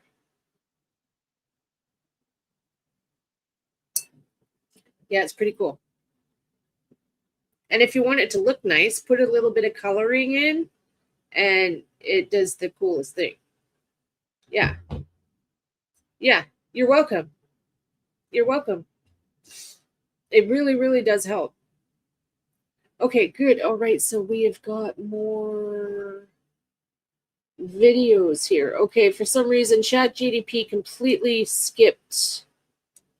It says no mainstream reports for December or January. All right, So the next video starts at February 4th, 2026. Okay, so we're jumping a little bit ahead in time. So thank you again for all being here. I love you guys so much. Let's keep going. Yeah, ChatGPT is what I was using. It's fantastic. I love my ChatGPT. It does everything. I'm surprised it doesn't wake me up every day. Okay. Let's go. Afternoon, everyone. Thanks for coming in. Here today to provide you an update in relation to the ongoing missing person investigation relating to Gus Lamont. The search for 4-year-old Gus, who disappeared from Oak Park Station on the 27th of September last year, has been the largest and most intensive missing person search ever undertaken by SAPOL. Every police officer and civilian involved in the search for Gus has had the sole focus of locating Gus and returning him to his parents. Sadly, to date, our efforts to locate Gus have not been successful. On the 14th of October last year, the Commissioner approved the establishment of Task Force Horizon to continue the investigation in relation to locating Gus. Since Gus's disappearance, there's been a groundswell of support from a range of government agencies, private companies and community groups, all with the same focus as us, and that is to locate Gus. The scale of the air and ground search as part of this investigation. Thank you very much, Lisa. I appreciate that, honey. Thank you. Is unprecedented. And today I'm going to provide you much more detail around what we have done in relation to that as part of the Task Force Horizon investigation. The search for Gus was based on him walking off from Oak Park Station and becoming lost. This is one of 3 investigation options that have been explored by the members attached to Task Force Horizon. The other 2 investigation options are focused on Gus being abducted from Oak Park Station, or whether someone known to him was involved in his disappearance and suspected death. Bam. I'll provide you further details on all of those concurrent investigations this afternoon. As well as that, today I'm also declaring the disappearance of Gus Lamont to be a major crime. Major crime. So I'll start with the foot search. As I've indicated, the foot search has been unprecedented and the resources that have been used have been significant. And just to give you a snapshot of what that is, 163 SAPOL members, including recruits, have been used in the search operation. 230 non-SAPOL resources have been used. That includes the SES, the Australian Defence Force, the Army, who deployed twice in and around the Oak Park Station area. Indigenous trackers and community groups have all been involved. We've had deployments to Oak Park Station for over 20 days as part of that search operation. And there's been 8 separate searches, at least 8 separate searches conducted at Oak Park Station.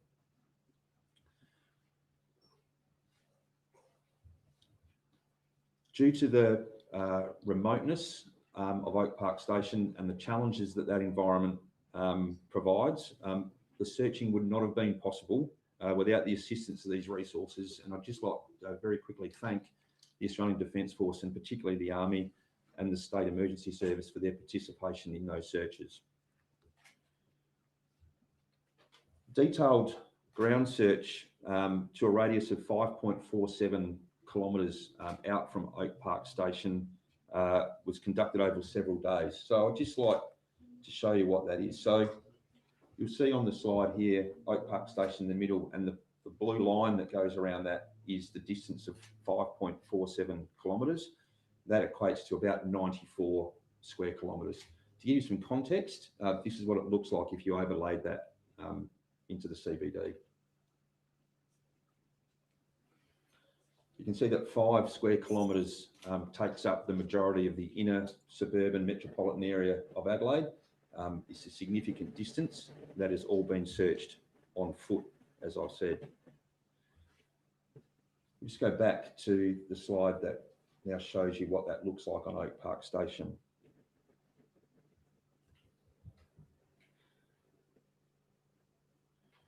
So you'll see in the shaded area is Oak Park Station itself. That is the boundary of the station. The 5.47 kilometres takes in a significant portion of the station, but you'll also see that it also just cuts out of the station into some of the neighbouring properties.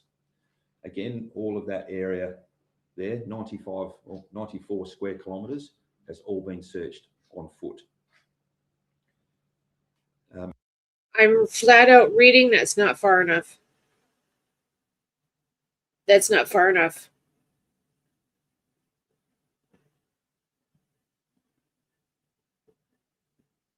Totally. Like, that's not far enough. Lisa, I used Himalayan rock salt, but you can actually use any sort of salt, even your table salt you have in the kitchen. Thank you, Donna. That search has been overseen by police forward commanders, experienced police forward commanders and very experienced field search controllers. We have a large degree of confidence that that area has been searched thoroughly.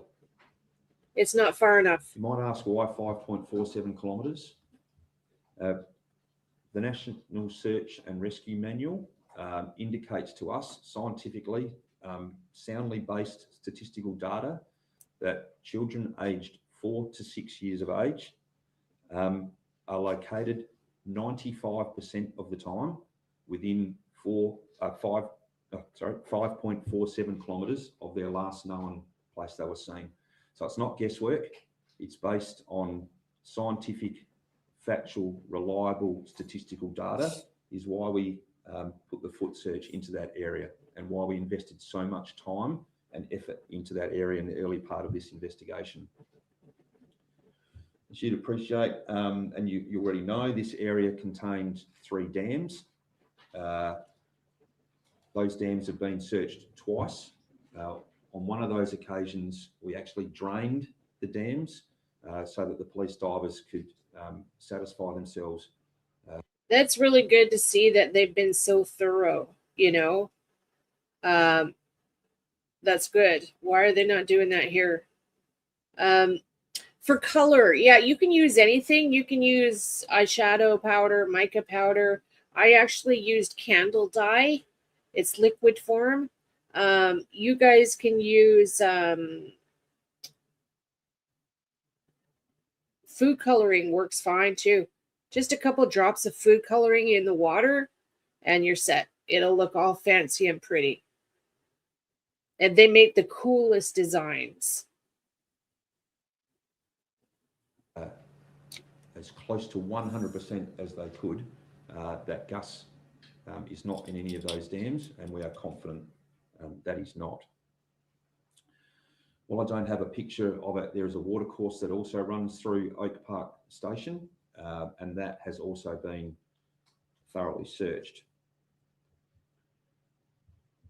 In total, as I said, 8 searches have been conducted at Oak Park Station around the homestead and outbuildings, interior and exterior of all of those buildings. You'll see in the top right. Well, I'm going to recap and say it again. If there's anyone out there watching from Australia and you're part of this case and all that stuff, they haven't searched out far enough. You have to go to whatever the edge of their property is, like the furthest point you can go of their property. And there's a line of some kind. I see a line. So it's either a wash or a river or a trail, or could possibly be a fence line. I'm seeing the furthest out.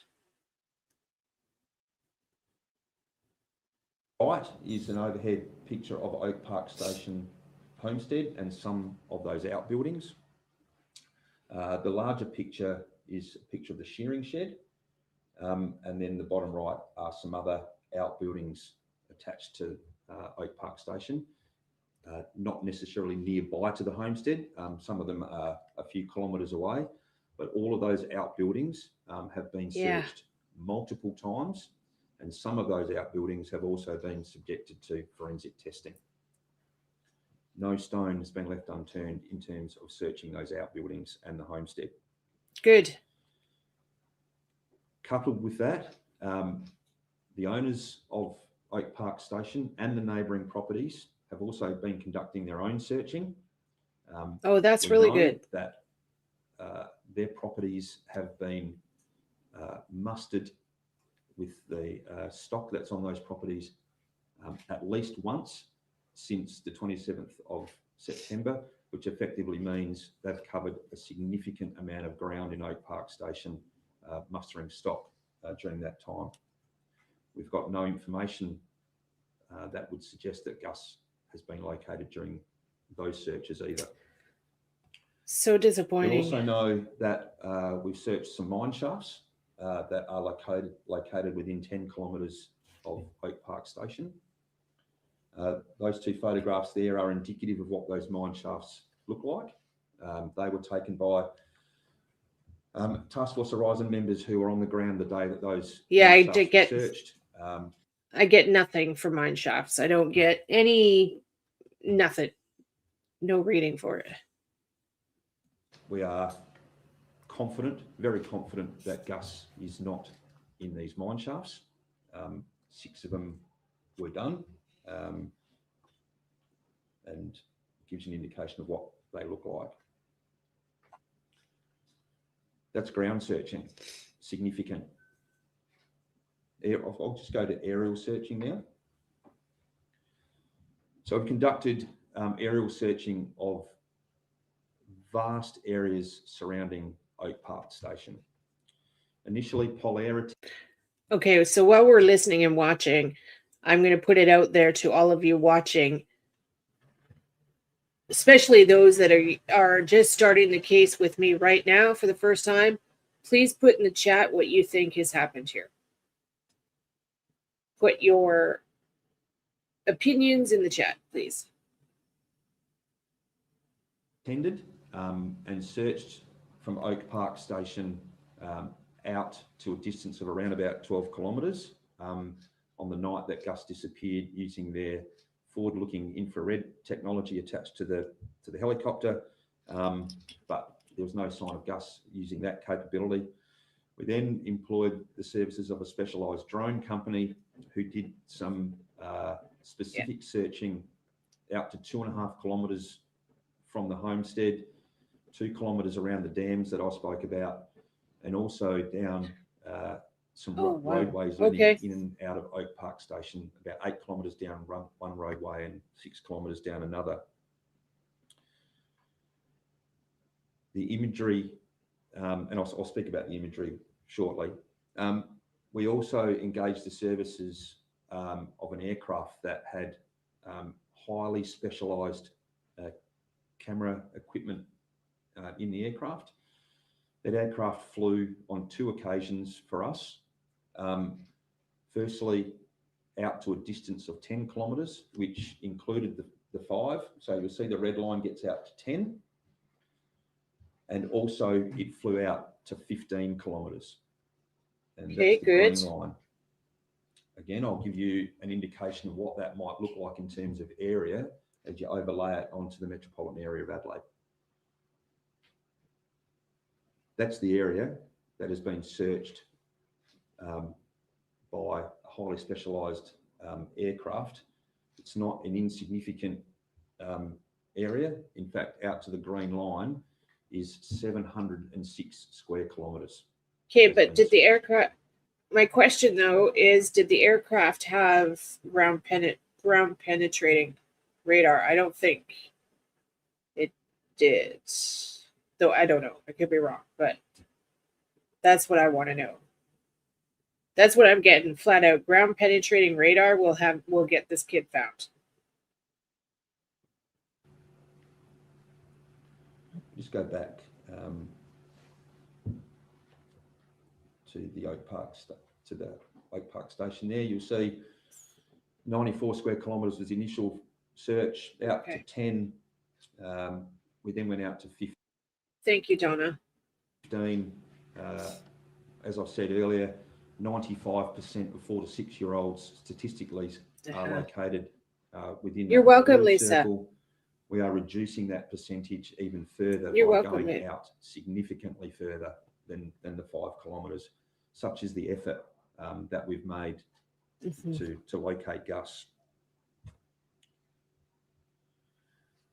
What we did with the imagery that was captured by the aircraft and the drone, we gave to an external AI company who was able to provide us really high definition pictures and footage. And all of this imagery has been reviewed by members who are attached to Task Force Horizon. So I'd just like to give that's you really an good. indication of what that looks like. So when we get our report back from the company, you'll see on the right is essentially a circle. That is the circle out to 15 kilometres. Oh. And you'll see different colours within that. And what those colours are relates to what's on the left of the screen in terms of livestock and animals. So. Oh, wow. Look at that. Okay.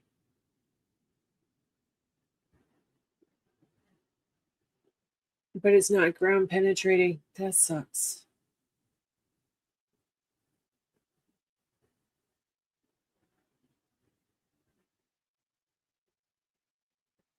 This is really good. Why haven't they done anything like this for summer? From the AI, we know that at that particular time, Oak Park Station had almost 10,000 sheep, which are blue, on their station, 6,300 plus goats. Thank you so much, Krista. Thank you for the silver star, babe. Thank you very much, honey. Kangaroos, it even distinguishes between red and grey ones, such is the ability of the AI. Yeah. And so it goes on. So all of those animals are depicted. Right, Sharon? Yes. Within that circle. You'll see down the bottom that it's detected one human, and I'll show you what that is in a minute.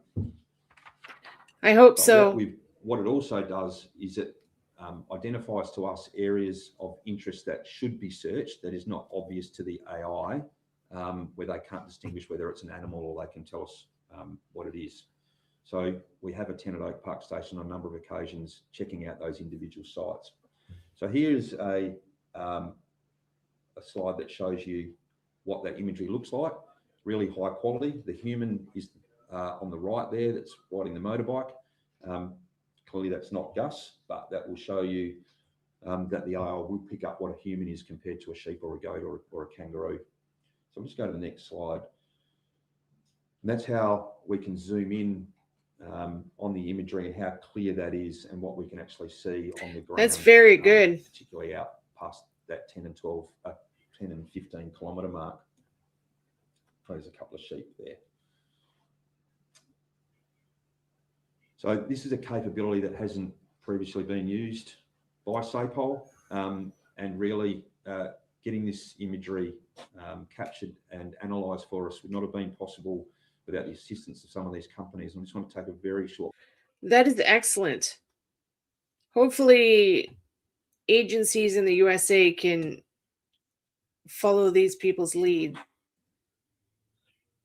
Moment to thank them, and they are Near Maps Proprietary Limited, Working Drones Australia, Fujitsu, SciI Proprietary Limited, and the Australian Federal Police also assisted. And I want to thank them for the support that they've given to Task Force Horizon and the support that they continue to give is much appreciated. So what's the result of all of this? The ground searches and the aerial searches with the images that you've seen have failed to locate Gus or any items belonging to Gus. At this time, despite all of the combined search efforts, we have found no evidence, physical or otherwise, to suggest that Gus has merely wandered off from the Oak Park homestead. Yeah, I can imagine. However, if we do get new information that does come to hand, I'm not going to discount that further searching will be done, but you can see from the level of searching that has been undertaken, we have a high level of confidence that he hasn't wandered off.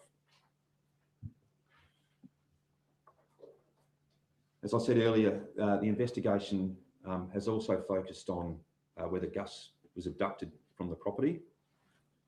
And that has been a significant part of the Task Force Horizon members' day-to-day work in terms of establishing whether that has or has not happened. What we've done in relation to abduction, we have spoken to all people in the broader area around the Mid-North and out even further who presents a risk profile associated with abduction or child offending. These people have been discounted. We've identified and spoken to neighbours and people Right. who were or had been. Excellent point, Deborah. Yes.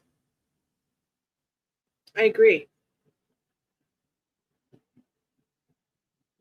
Working on Oak Park Station or neighbouring properties at around the time of Gus's disappearance.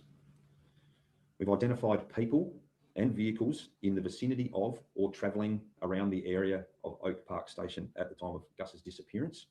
All of those people have been contacted and have been discounted.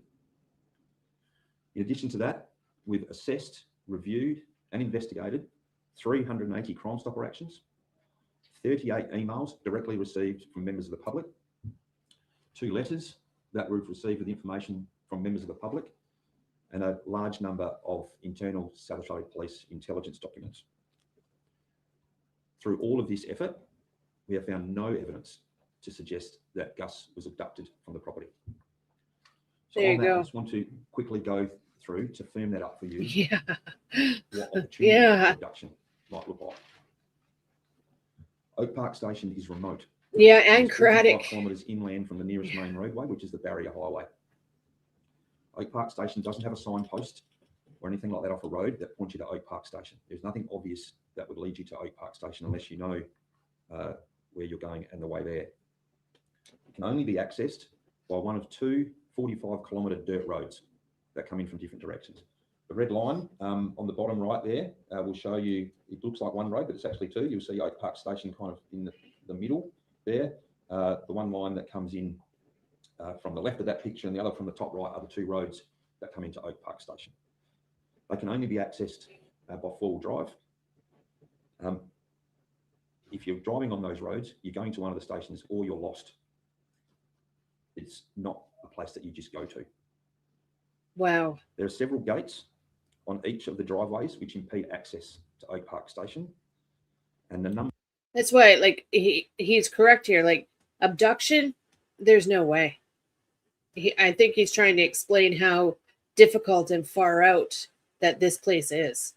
So the theory of abduction is out of the question. These gates are regularly locked and secured by the station owners and the property owners in the area. Both the driveways bypass other neighbouring properties. You have to drive past other stations to get to Oak Park. The roads are not a thoroughfare. And as I said, if you're driving on those roads, you're there for a reason. There were no vehicles foreign to the area at Oak Park Station that have been identified by either the property owners themselves or the neighbouring properties at the time that Gus went missing. We know that if there is a vehicle that is sighted anywhere in the vicinity of Oak Park Station, I'm saying anywhere kilometres away from Oak Park Station, there is normally dust in the air that will tell you that a vehicle is either arriving or leaving that area. No dust, no sighting of any vehicles at the time that Gus went missing. There's been no foreign tracks located arriving or leaving the property. The timing of being in the area when Gus was playing outside would need to be impeccable. If Gus has been abducted, is Repetitive tasks. He could also have been venting anger. If I'm correct on what I'm getting here, the little boy could have been very well needing to vent, you know? absolutely fortuitous. There is no pattern of Gus playing outside at Oak Park Station. So for someone to start to get a dossier together on movements and time of the day, etc., we are very confident is very, very unlikely. Very So the sandy. opportunity for anybody to abduct Gus is extremely low, with what I've just explained about the remoteness of the property and with the work that Task Force Horizon investigators have done around people in the area at the time. So it leaves us with the other part of the investigation, and that is investigating whether people known to Gus were involved in his disappearance. So from the time that Gus went missing, the family members have been cooperating with police and providing information that has assisted with establishing the movements of Gus around the time that he went missing. A detailed review of all that information has been conducted by Task Force Horizon members. Right. As a result of that, we've identified a number of inconsistencies and discrepancies with that information as it relates to timelines and the versions of events provided to us by the family members. As a result of these inconsistencies and investigations into them, a person who resides at Oak Park Station has withdrawn their support for the police and is no longer cooperating with us. Bam! On the 14th There you go. and 15th of January this year, Task Force Horizon investigators attended at Oak Park Station and executed a search warrant. A further comprehensive forensic search was conducted of the Oak Park Station homestead, and a number of items were seized, including a vehicle, a motorcycle, and some electronic devices. All of these items are now subject to forensic testing. Thank God. The person who has withdrawn their cooperation is now considered a suspect in the disappearance of Gus. Wow. I do want to stress, however, that Gus's parents are not suspects in his disappearance. Wow. We'd appreciate at this time, I cannot make any further comment about the suspect, given that this is now a criminal investigation and a declared major crime. Wow. Okay. That was crazy.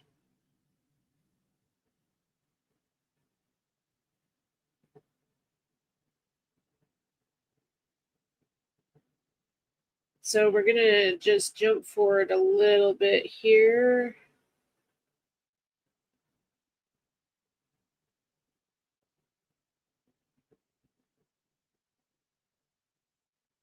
Grandmother charged with unrelated. Okay, here we go. So we're going to start. We're going to start seeing stuff about the grandmother now. Crazy shit.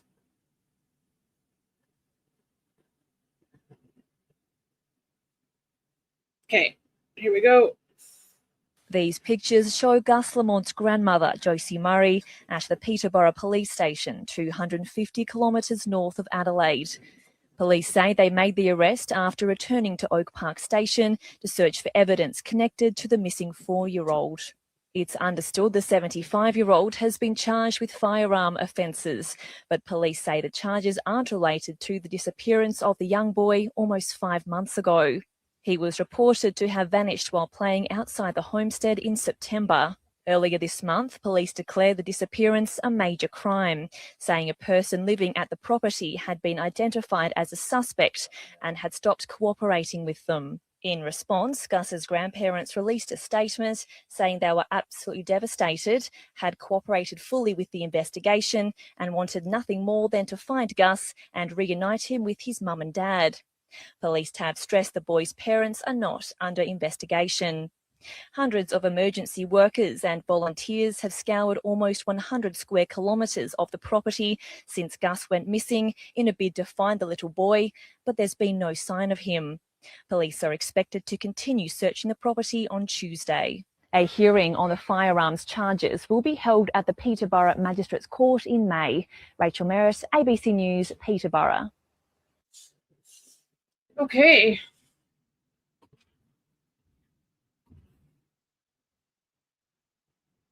So it's starting to turn now, you know, you can tell it's starting to turn. Grandmother charged. Okay, we just watched that. Grandmother gun charge again. Lamont search. Police inspect neighboring property. Okay.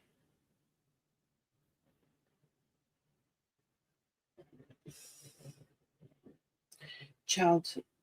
Right. I agree. And the elderly. I agree. Okay, so let's keep going. Everybody okay? You guys are all good with continuing? We're at 2 hours and 30 minutes. Hit the thumbs up button for me, please, while you're listening to me yak for 2 seconds. Please hit the thumbs up button. Paging everybody in the back watching, please hit the thumbs up button. All right. Hitting the thumbs up button gets my channel and videos out into the YouTube algorithm. It helps me a lot. All right, let's keep going. Cadaver dog called in to bolster. A cadaver dog called in to bolster police efforts in yet another search for little Gus. Detectives now focusing on this neighbouring property, also owned by Gus's family, about 30 kilometres west of Oak Park Station, where the 4-year-old was reported missing in September. Police spent the morning inspecting the remote area. Well, there you go. Holy shit. So the neighboring property is also owned by the family. Okay. Wow. Exactly, Sharon. Okay, so they own the property next door too. Well, okay. Area, including an outhouse where fresh cement had recently been laid, as well as a water tank. Then moving to another nearby homestead where the hunt for evidence continued. A police helicopter dropped officers into the Pualco Range Conservation Park to scour bushland. A disused mining shaft was among locations investigated. The search expanded a day after Gus's grandmother, Josie Murray, was arrested and charged with firearm offences, which police say aren't related to the disappearance. Police declared the case a major crime earlier this month, revealing a person living at Oak Park Station was a suspect, but stressed the boy's parents are not under investigation. Gus's grandparents issued a statement in response, saying they were absolutely devastated and had cooperated fully with the investigation. This has been at least the 9th search police have conducted to try and piece together what happened to Gus. Once again, a search concludes with police no closer to finding answers. Rachel Merritt, ABC News, Grampus. Wow, okay. So you can see that the news reports are starting to turn now, eh? Okay, and we are in a new month here. I'm just checking to see if I have memberships to hand out.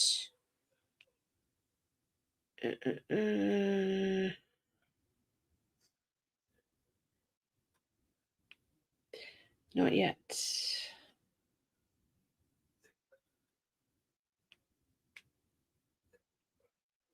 Not yet.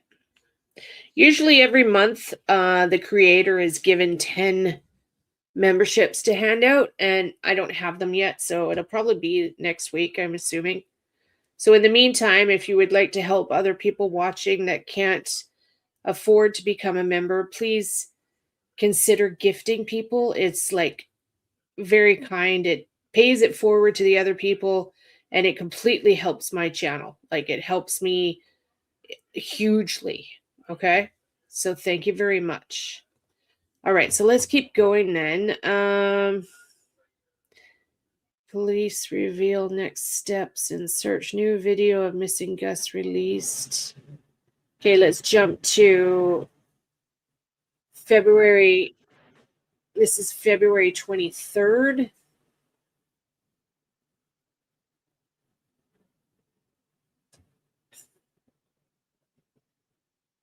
Of missing boy Gus Lamont have broken their silence as part of a desperate plea for information that could help locate their son.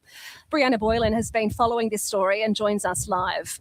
Bri, his mum and dad have released footage of their boy playing near the spot where he was last seen.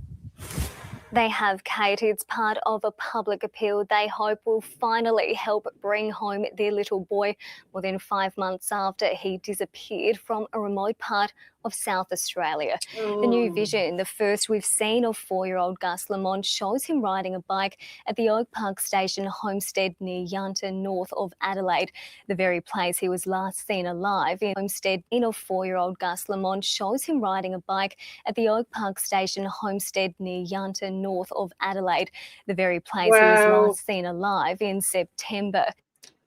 Oh, that's so sad. Oh my God. Oh, Sharon, thank you so much for gifting a membership.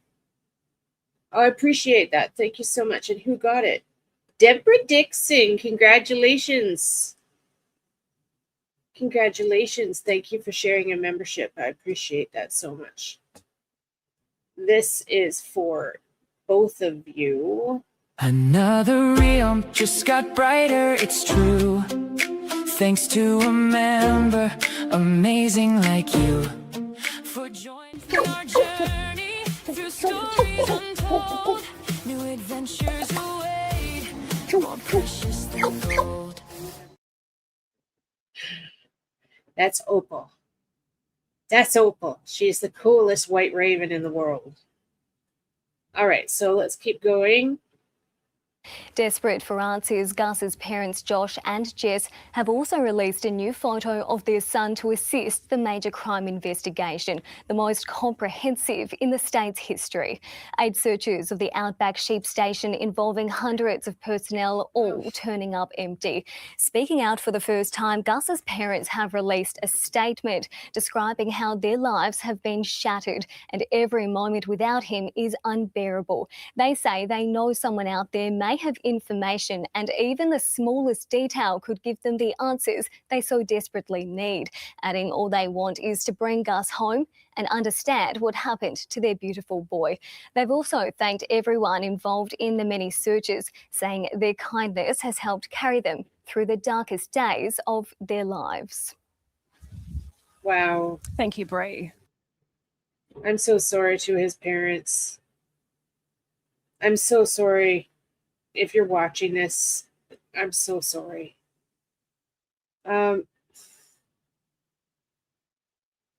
Okay, now we jump to February 25th. This looks like it's almost the same video. We'll see. This video is close to the other one.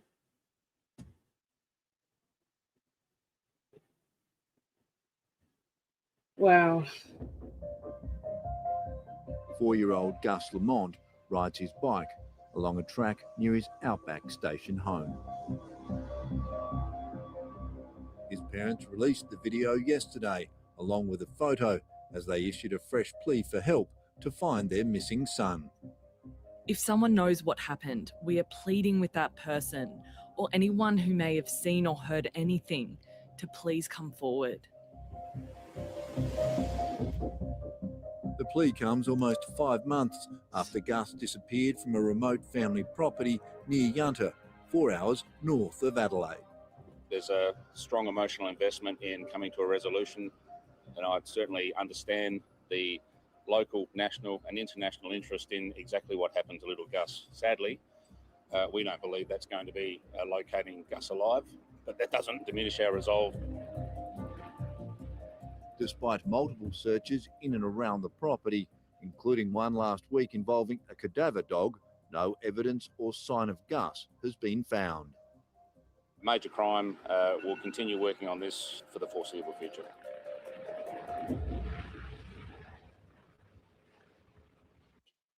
Gus's parents, if you're by any chance watching this, I'm reaching out to you and my heart is with you both.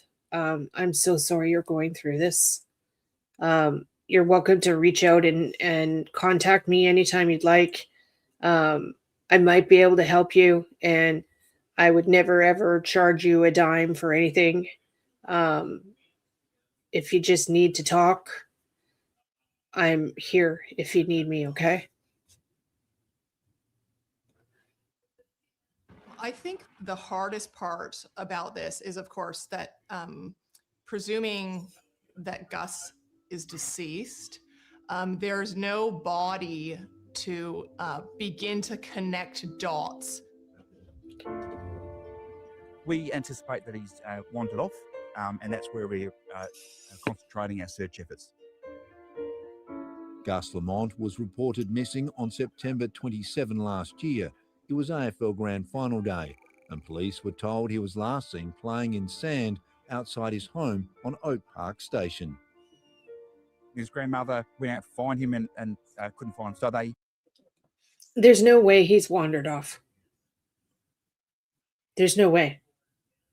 Like with the land, that land being so vast that even if he did wander off and police are searching for him even 5 hours later, they would have been able to detect him via the helicopters and planes. If he had wandered off and was walking, yeah, there's no way. It's just like the same with Summer Wells. They say Summer was abducted or wandered off. Nope. I don't believe it at all. looked around the area until they actually called emergency services. The only people on the property at the time were Gus's grandparents, Josie and Shannon Murray, his mother Jessica, and Gus's one-year-old brother. His father was living at a property more than 100 kilometres away. Mounted police travelled from Adelaide to join the search on Monday, alongside water operations, which have been checking dams and tanks on the property. But 6 days on, authorities began scaling back their conventional ground and air search. Whilst we've all been hoping for a miracle, that miracle was not eventuated. Police did, though, call in high-tech help from interstate, with surveillance drones scanning the station and beyond. We were contacted by South Australia Police on approximately day 2 or 3. The technology used was able to zoom in and detect thousands of animals and one person on a motorbike. But again, there was no sign of the missing boy. No ground penetrating, though. You need ground penetrating drone.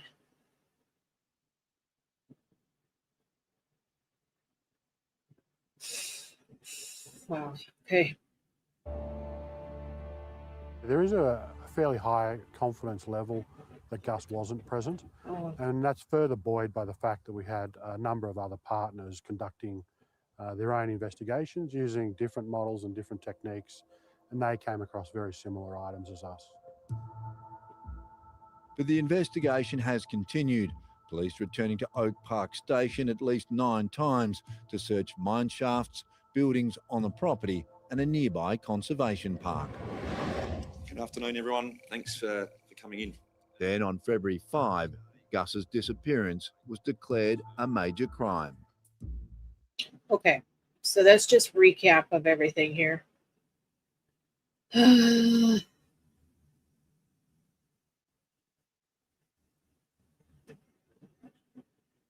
going to jump forward a little bit here.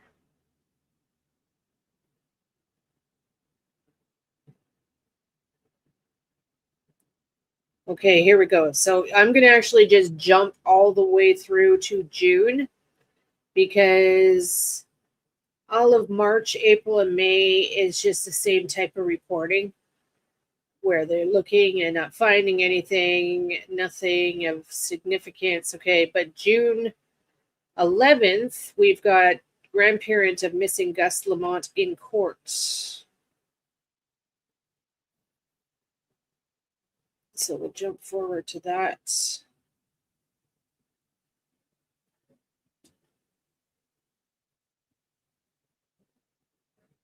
One of the grandparents of Gus Lamont, the little boy who went missing from his family's rural South Australia property, has faced court on firearms charges, but clashed with reporters on her way out. Taylor Jones reports. Josie Murray was this morning convicted and fined $10,000 for possessing a gun silencer, a magistrate also banning her from holding a gun licence for 5 years. She was joined by a supporter in court this morning after being charged with the aggravated offence. Prosecutors today pushed for a suspended jail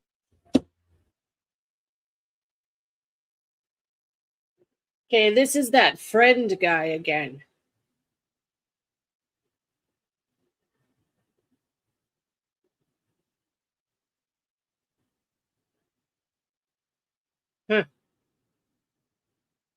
Term, but lawyers had argued the silencer had been stored securely, and the magistrate ultimately decided against imposing a custodial sentence. The charge is unrelated to the disappearance of her grandson. I'm getting a twinge of it, Donna. Yeah, I was the first time we saw him too. I'm seeing two grandparents. Okay, so I might actually be seeing him. Wait, I have to wait until I see the actual grandpa, like whoever the second grandparent is. 4-year-old Gus Lamont, who went missing almost 9 months ago now on the family's isolated outback station. His disappearance has been declared. That is him? Okay, yeah, so the female... Okay, so this is who they're considering the grandpa?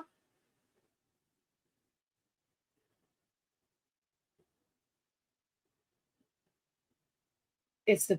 Yeah, okay, all right. A major crime.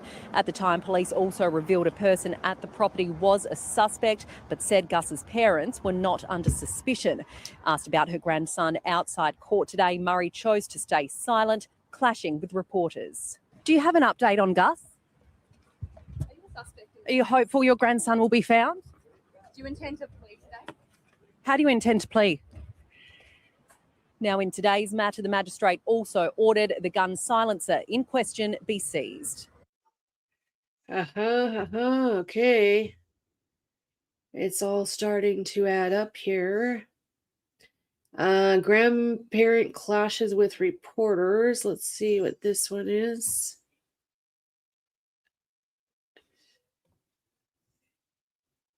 Yeah, it can be confusing, I guess. Okay, so this next one is from June 12th. It's interesting to watch the storyline change, eh? I'm so glad I've done it this way. Okay. Played out in front of an Adelaide court today after the grandmother of missing Gus Lamont was sentenced on firearms charges. Josie Murray was fined and banned from owning guns before being involved in a clash which saw a reporter knocked to the ground. Escaping a jail term but leaving court with a $10,000 fine and a conviction, Josie Murray scuffles with reporters. Josie, are you pleased with today's outcome? Wow. Steadfastly refusing to answer questions, even attempting to snatch a microphone from another reporter. Do you have any message about little Gus? The 75-year-old jumped into a waiting four-wheel drive, almost leaving her phone behind in the process. Murray is a grandparent of 4-year-old Gus Lamont, who vanished on his family's remote Oak Park property near Yunta in September. Despite 11 searches, no trace of him has been found. However, police did charge Murray over a suppressor for a firearm that was located unconnected to the boy's disappearance. She arrived to answer that charge this morning. Do you have an update? Yeah, so this guy here... yeah, both of them. I see in my reading, I did in the very beginning here, I see this guy running to her saying, "What the hell have you done?" Flat out. Update on Gus? Gus Lamont's disappearance has been declared a major crime. Police have revealed a grandparent is the only suspect in the case at this stage, but won't confirm whether that's Josie. Are you hopeful your grandson will be found? Do you intend? Murray has previously been convicted for firearms offences. Today, the magistrate banned her from holding a gun licence for the next 5 years. The court also heard Murray. Hopefully, this journalist pressed charges. Hopefully they press charges. Murray, a transgender woman, is no longer in a relationship with Gus's other grandmother, Shannon, but that they remain close friends and business partners at the station. Shannon provided a reference of good character for Murray, who was once a head prefect at a top Adelaide private school. At one point, Murray's lawyer asked to address the elephant in the room, saying it's been an extremely difficult time for his client and for the family, noting the media attention in the case of little Gus and the large police presence in the courtroom today. Detectives last searched the property 2 weeks ago following heavy rainfall. Despite hopes of finding new evidence, nothing was uncovered. Police don't believe Gus is alive but remain hopeful of finding closure for his family. Taylor Jones, 10 News. Wow. That explains a lot right there, doesn't it? Yeah, anger management much? Holy.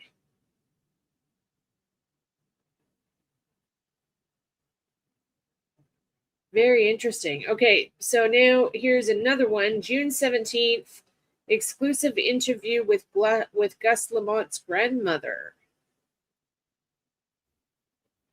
Oops. And I keep kicking myself out. Okay, where are we?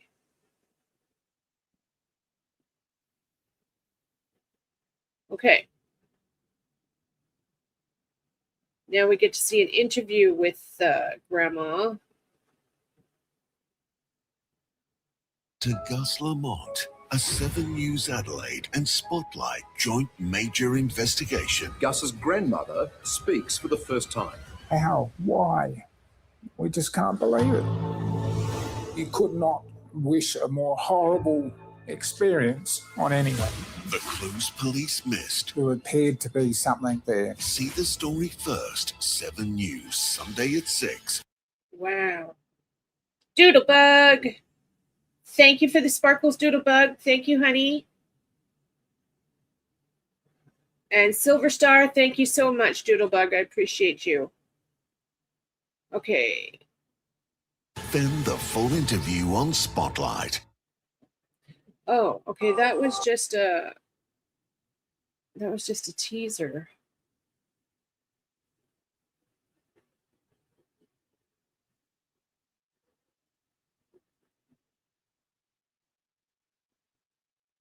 Okay, here's another one, June 21st. Thank you very much. And again, thank you for the floating hearts. Thank you so much. I appreciate you. Okay, thank you so much, Deborah. I appreciate that, babe. Thank you, thank you, thank you. Okay, let's keep going.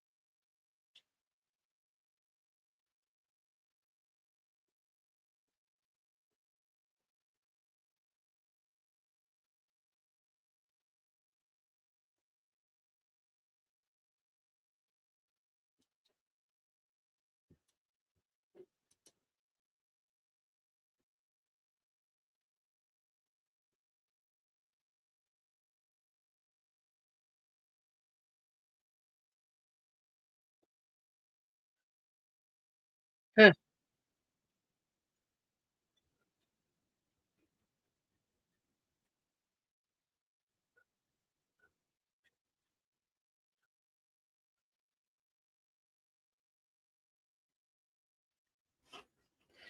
Interesting. Okay.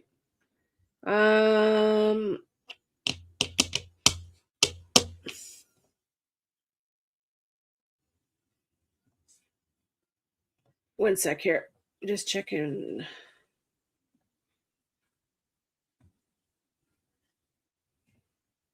Deborah. Okay, let's see what we got here.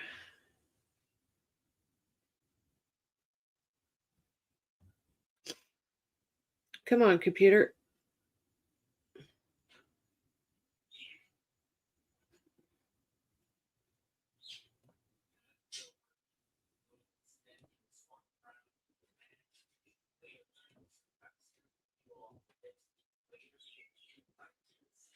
Oh, it's not doing it. Come on, computer. Be nice.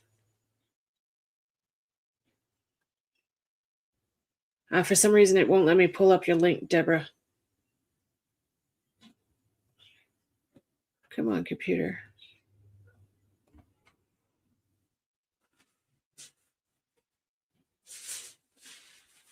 Nope. For some reason, it won't let me. That's okay. And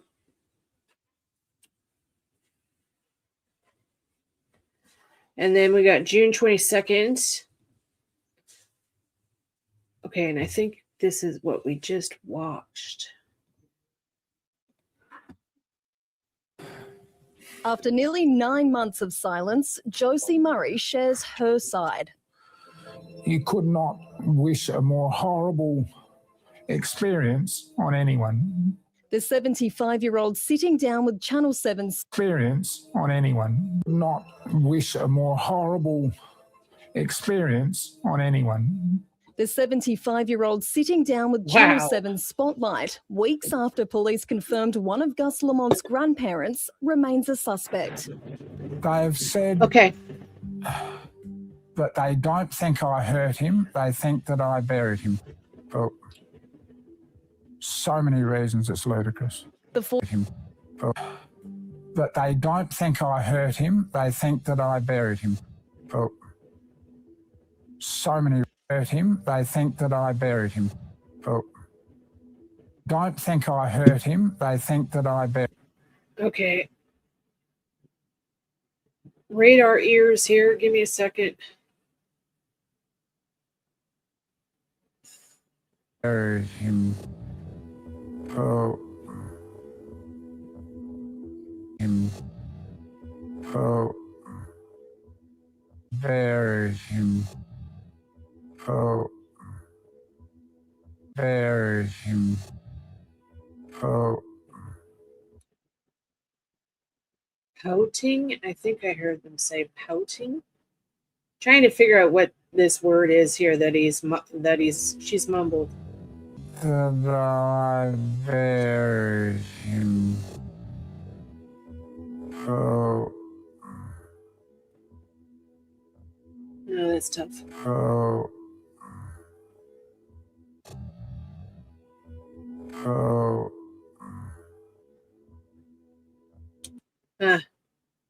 Trying to figure out what he's mumbling or what she's mumbling right there. If you guys think you heard some, tell me what you heard. And thank you so much. So I've nailed it so far? Okay. Thank you so much. so many reasons, it's ludicrous. The 4-year-old was last seen at Oak Park Station in September last year, and his disappearance was declared a major crime in February. Detectives have visited the remote property 11 times in what's been one of SA's biggest searches for a missing person. Ms. Murray expressing concern that evidence was lost early on, including a footprint in one of the dam's muddy shores, which she says police dismissed as being made by a diver. There's just been so much of this falseness over all this and mistakes that have been made. We have no idea of quite where he is, but we feel that, yes, he has of quite where he is.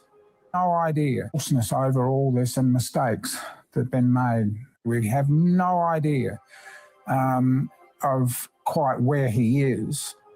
Idea. Bam. Of quite where he is. When she says the word is, she looks down. But we feel of quite where he is. But we feel that, yes, he has been taken. I'm not going into the specifics of this matter because the matter is currently an active investigation and I don't want to compromise the ongoing efforts of the investigation. Police have said there's no evidence Gus was abducted and they haven't identified any other suspects who were in the area at the time he disappeared. They say they'll continue to investigate any and all information, including what's provided by Gus's family. His grandparents previously released a statement saying they've cooperated fully with the investigation. They're only communicating with police through lawyers. Bethany Alderson, ABC News. Wow. That's crazy. Okay.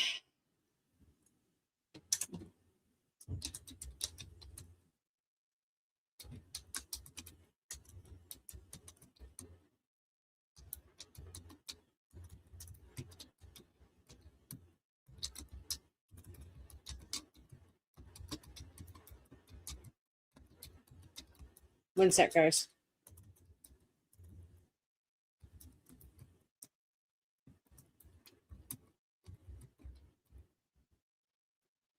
Okay. An age nerve thing that causes the bobbing. Yeah, maybe. Maybe. Okay.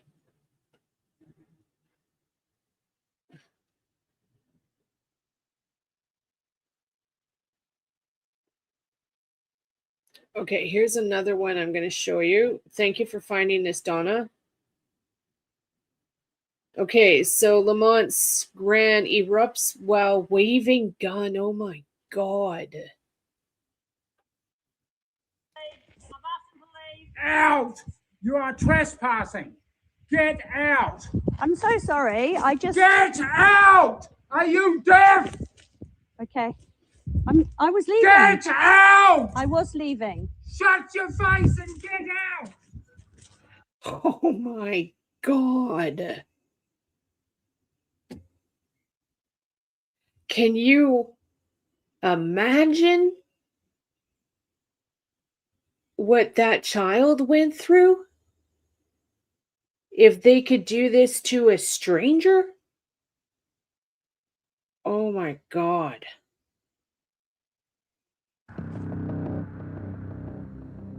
Out! Are you deaf? Okay. I was leaving. Get out! I was leaving. Shut your face and get out! Wow.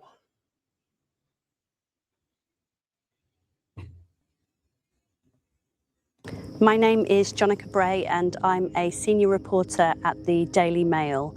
I'm currently in Yunta, South Australia, where I have been covering the case of Gus Lamont, the missing 4-year-old.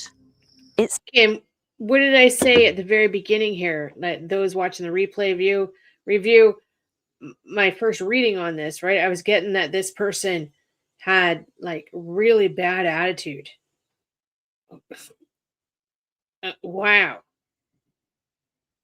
It's been over a month since Gus disappeared at his grandparents' remote property with no sign of the little boy. I've travelled deep into the South Australian outback to try to speak to the Murray family to hear their side of the story firsthand. But what unfolded when I arrived was something I could never have expected. Get out! Are you deaf? Within minutes, I found myself staring down a shotgun. Here's what we know about that fateful day more than a month ago when Gus went missing. Gus was playing on a pile of dirt outside the property that afternoon. Grandmother Shannon discovered Gus was gone when she went to call him inside for dinner at around 5:30 p.m. The family reported him missing 3 hours later. Shannon was inside the homestead looking after Gus's 1-year-old brother Ronnie when the little boy vanished. It has been reported that Gus's mum Jessica was with Josie looking for lost sheep around 10 k's from the homestead when Gus disappeared.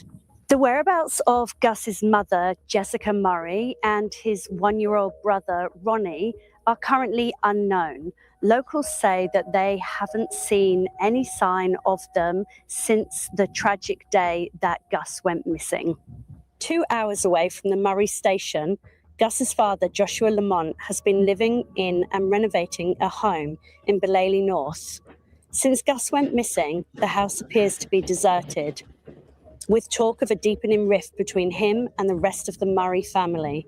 It's understood Joshua only found out that his child was missing when the police woke him up in his Belalee North home hours after Gus had vanished. South Australia police say there are no suspicious circumstances surrounding Gus's disappearance and that they believe the boy had wandered off. Daily Mail does not suggest otherwise. Since then, the Murray family have remained largely silent, refusing to speak publicly and staying inside the same property that Gus was last seen. I set out for Oak Park Station to ask the family if they were ready to break their silence. But what I encountered when I arrived at the property shocked me and turned this reporting trip into something far more dangerous than I ever anticipated. You're now about to see what happened when I came face to face with Josie Murray, Gus's transgender grandmother. Who are you? Pardon? Who are you? I'm with the media. Out! You are trespassing. With the media. Pardon? Who are you? I'm with the media. Out! You are. I'm with the media. Out! You are trespassing. Get out! I'm so sorry. You are. I'm with the media. Out! You are trespassing. Get out! I'm so sorry. Get out! Are you deaf? Okay. I was leaving. Get out! I was leaving. Shut your face and get out! That explains everything. That explains everything. Holy cow.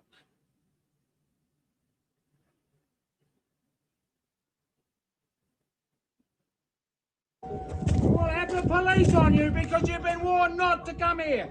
Get out! I haven't been here Get before. out! I haven't been here before. What are you deaf? Get out! Shocked and shaken, my photographer and I fled the property and made our way back to Yunta. The following day, I made a police report about what had unfolded at the property. The altercation happened just hours before the police announced that they would resume the search for little Gus for the third time. So I'm here on the road leading up to the Yunta property where Gus Lamont went missing just over 30 days ago. Behind me is the search, rescue and police who are arriving for the third search for Gus Lamont. The plan today is to dredge the dam, which is on the property. It's about 4.5 meters deep, and we actually don't know how long this is going to take, but we're going to follow the convoy now up to the homestead and cover the story as it unfolds. Just driving up to the Oak Park property. So this is the homestead where Gus Lamont was last seen. So this is the third search that starts today for Gus Lamont. The previous two were called off after no trace of the little boy was found. Okay, so according to the timeline we were working on, this is an older video, but very interesting to watch, isn't it? It explains a lot. Convoy of search and rescue, police, have already headed up. We're just hanging back a little bit now as we go. It's probably another 45 minutes until we get up to the property. It's a really long, dusty, bumpy, rugged terrain out here. The dust from the convoy of the vehicles just fills the whole air. It's impossible to see. So we're just hanging up back a little bit now so that we can just drive up there safely. Obviously, there's a lot of tension in the air today. I can just only imagine how the family will be feeling right now. Whilst certainly don't want to. Welcome back, Lisa. In Australia, we don't like people trespassing on our properties unless they're invited or phoned ahead. Right. We're the same here in Canada and the USA, exactly the same. Yeah, he thinks he's too smart. That's to exactly it. find Gus in the dam. It's possibly the only closure that the family are going to have. So I don't feel like there's any good outcomes from today, but maybe it brings some peace to people, which I feel like this whole community needs, because the mystery of Gus's disappearance is one that the community are never going to recover from, and everybody needs answers.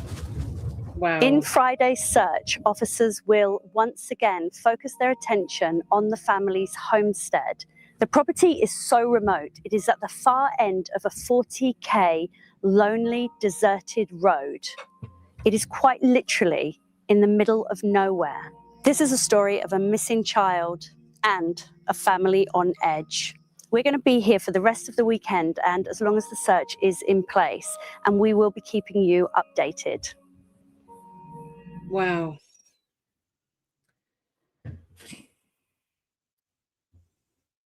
My mind is blown, honestly. Okay, so on that note, we're at the 3-hour mark, so I'm going to wrap it up now. We will continue this search, this case. Yeah, this is wild. So I am taking this case on board. We're going to continue doing it. I need to like decompress now. That's wild. And thank you all for being here with me and watching me do the readings live as we go. I appreciate it. You guys know this is what I do. This is how I do things. Wow, I can't stop thinking about this kid now. Okay, so I need to take a break. All right, so I love you all. Thank you all for being here. Please watch the replay crew. Love you guys too. Please hit the thumbs up if you're watching and you're not subscribed. Please subscribe. Please join my memberships, and I will see you tomorrow. Have a wonderful night, and I'm going to go help Honey make some dinner. Okay? Love ya. Bye.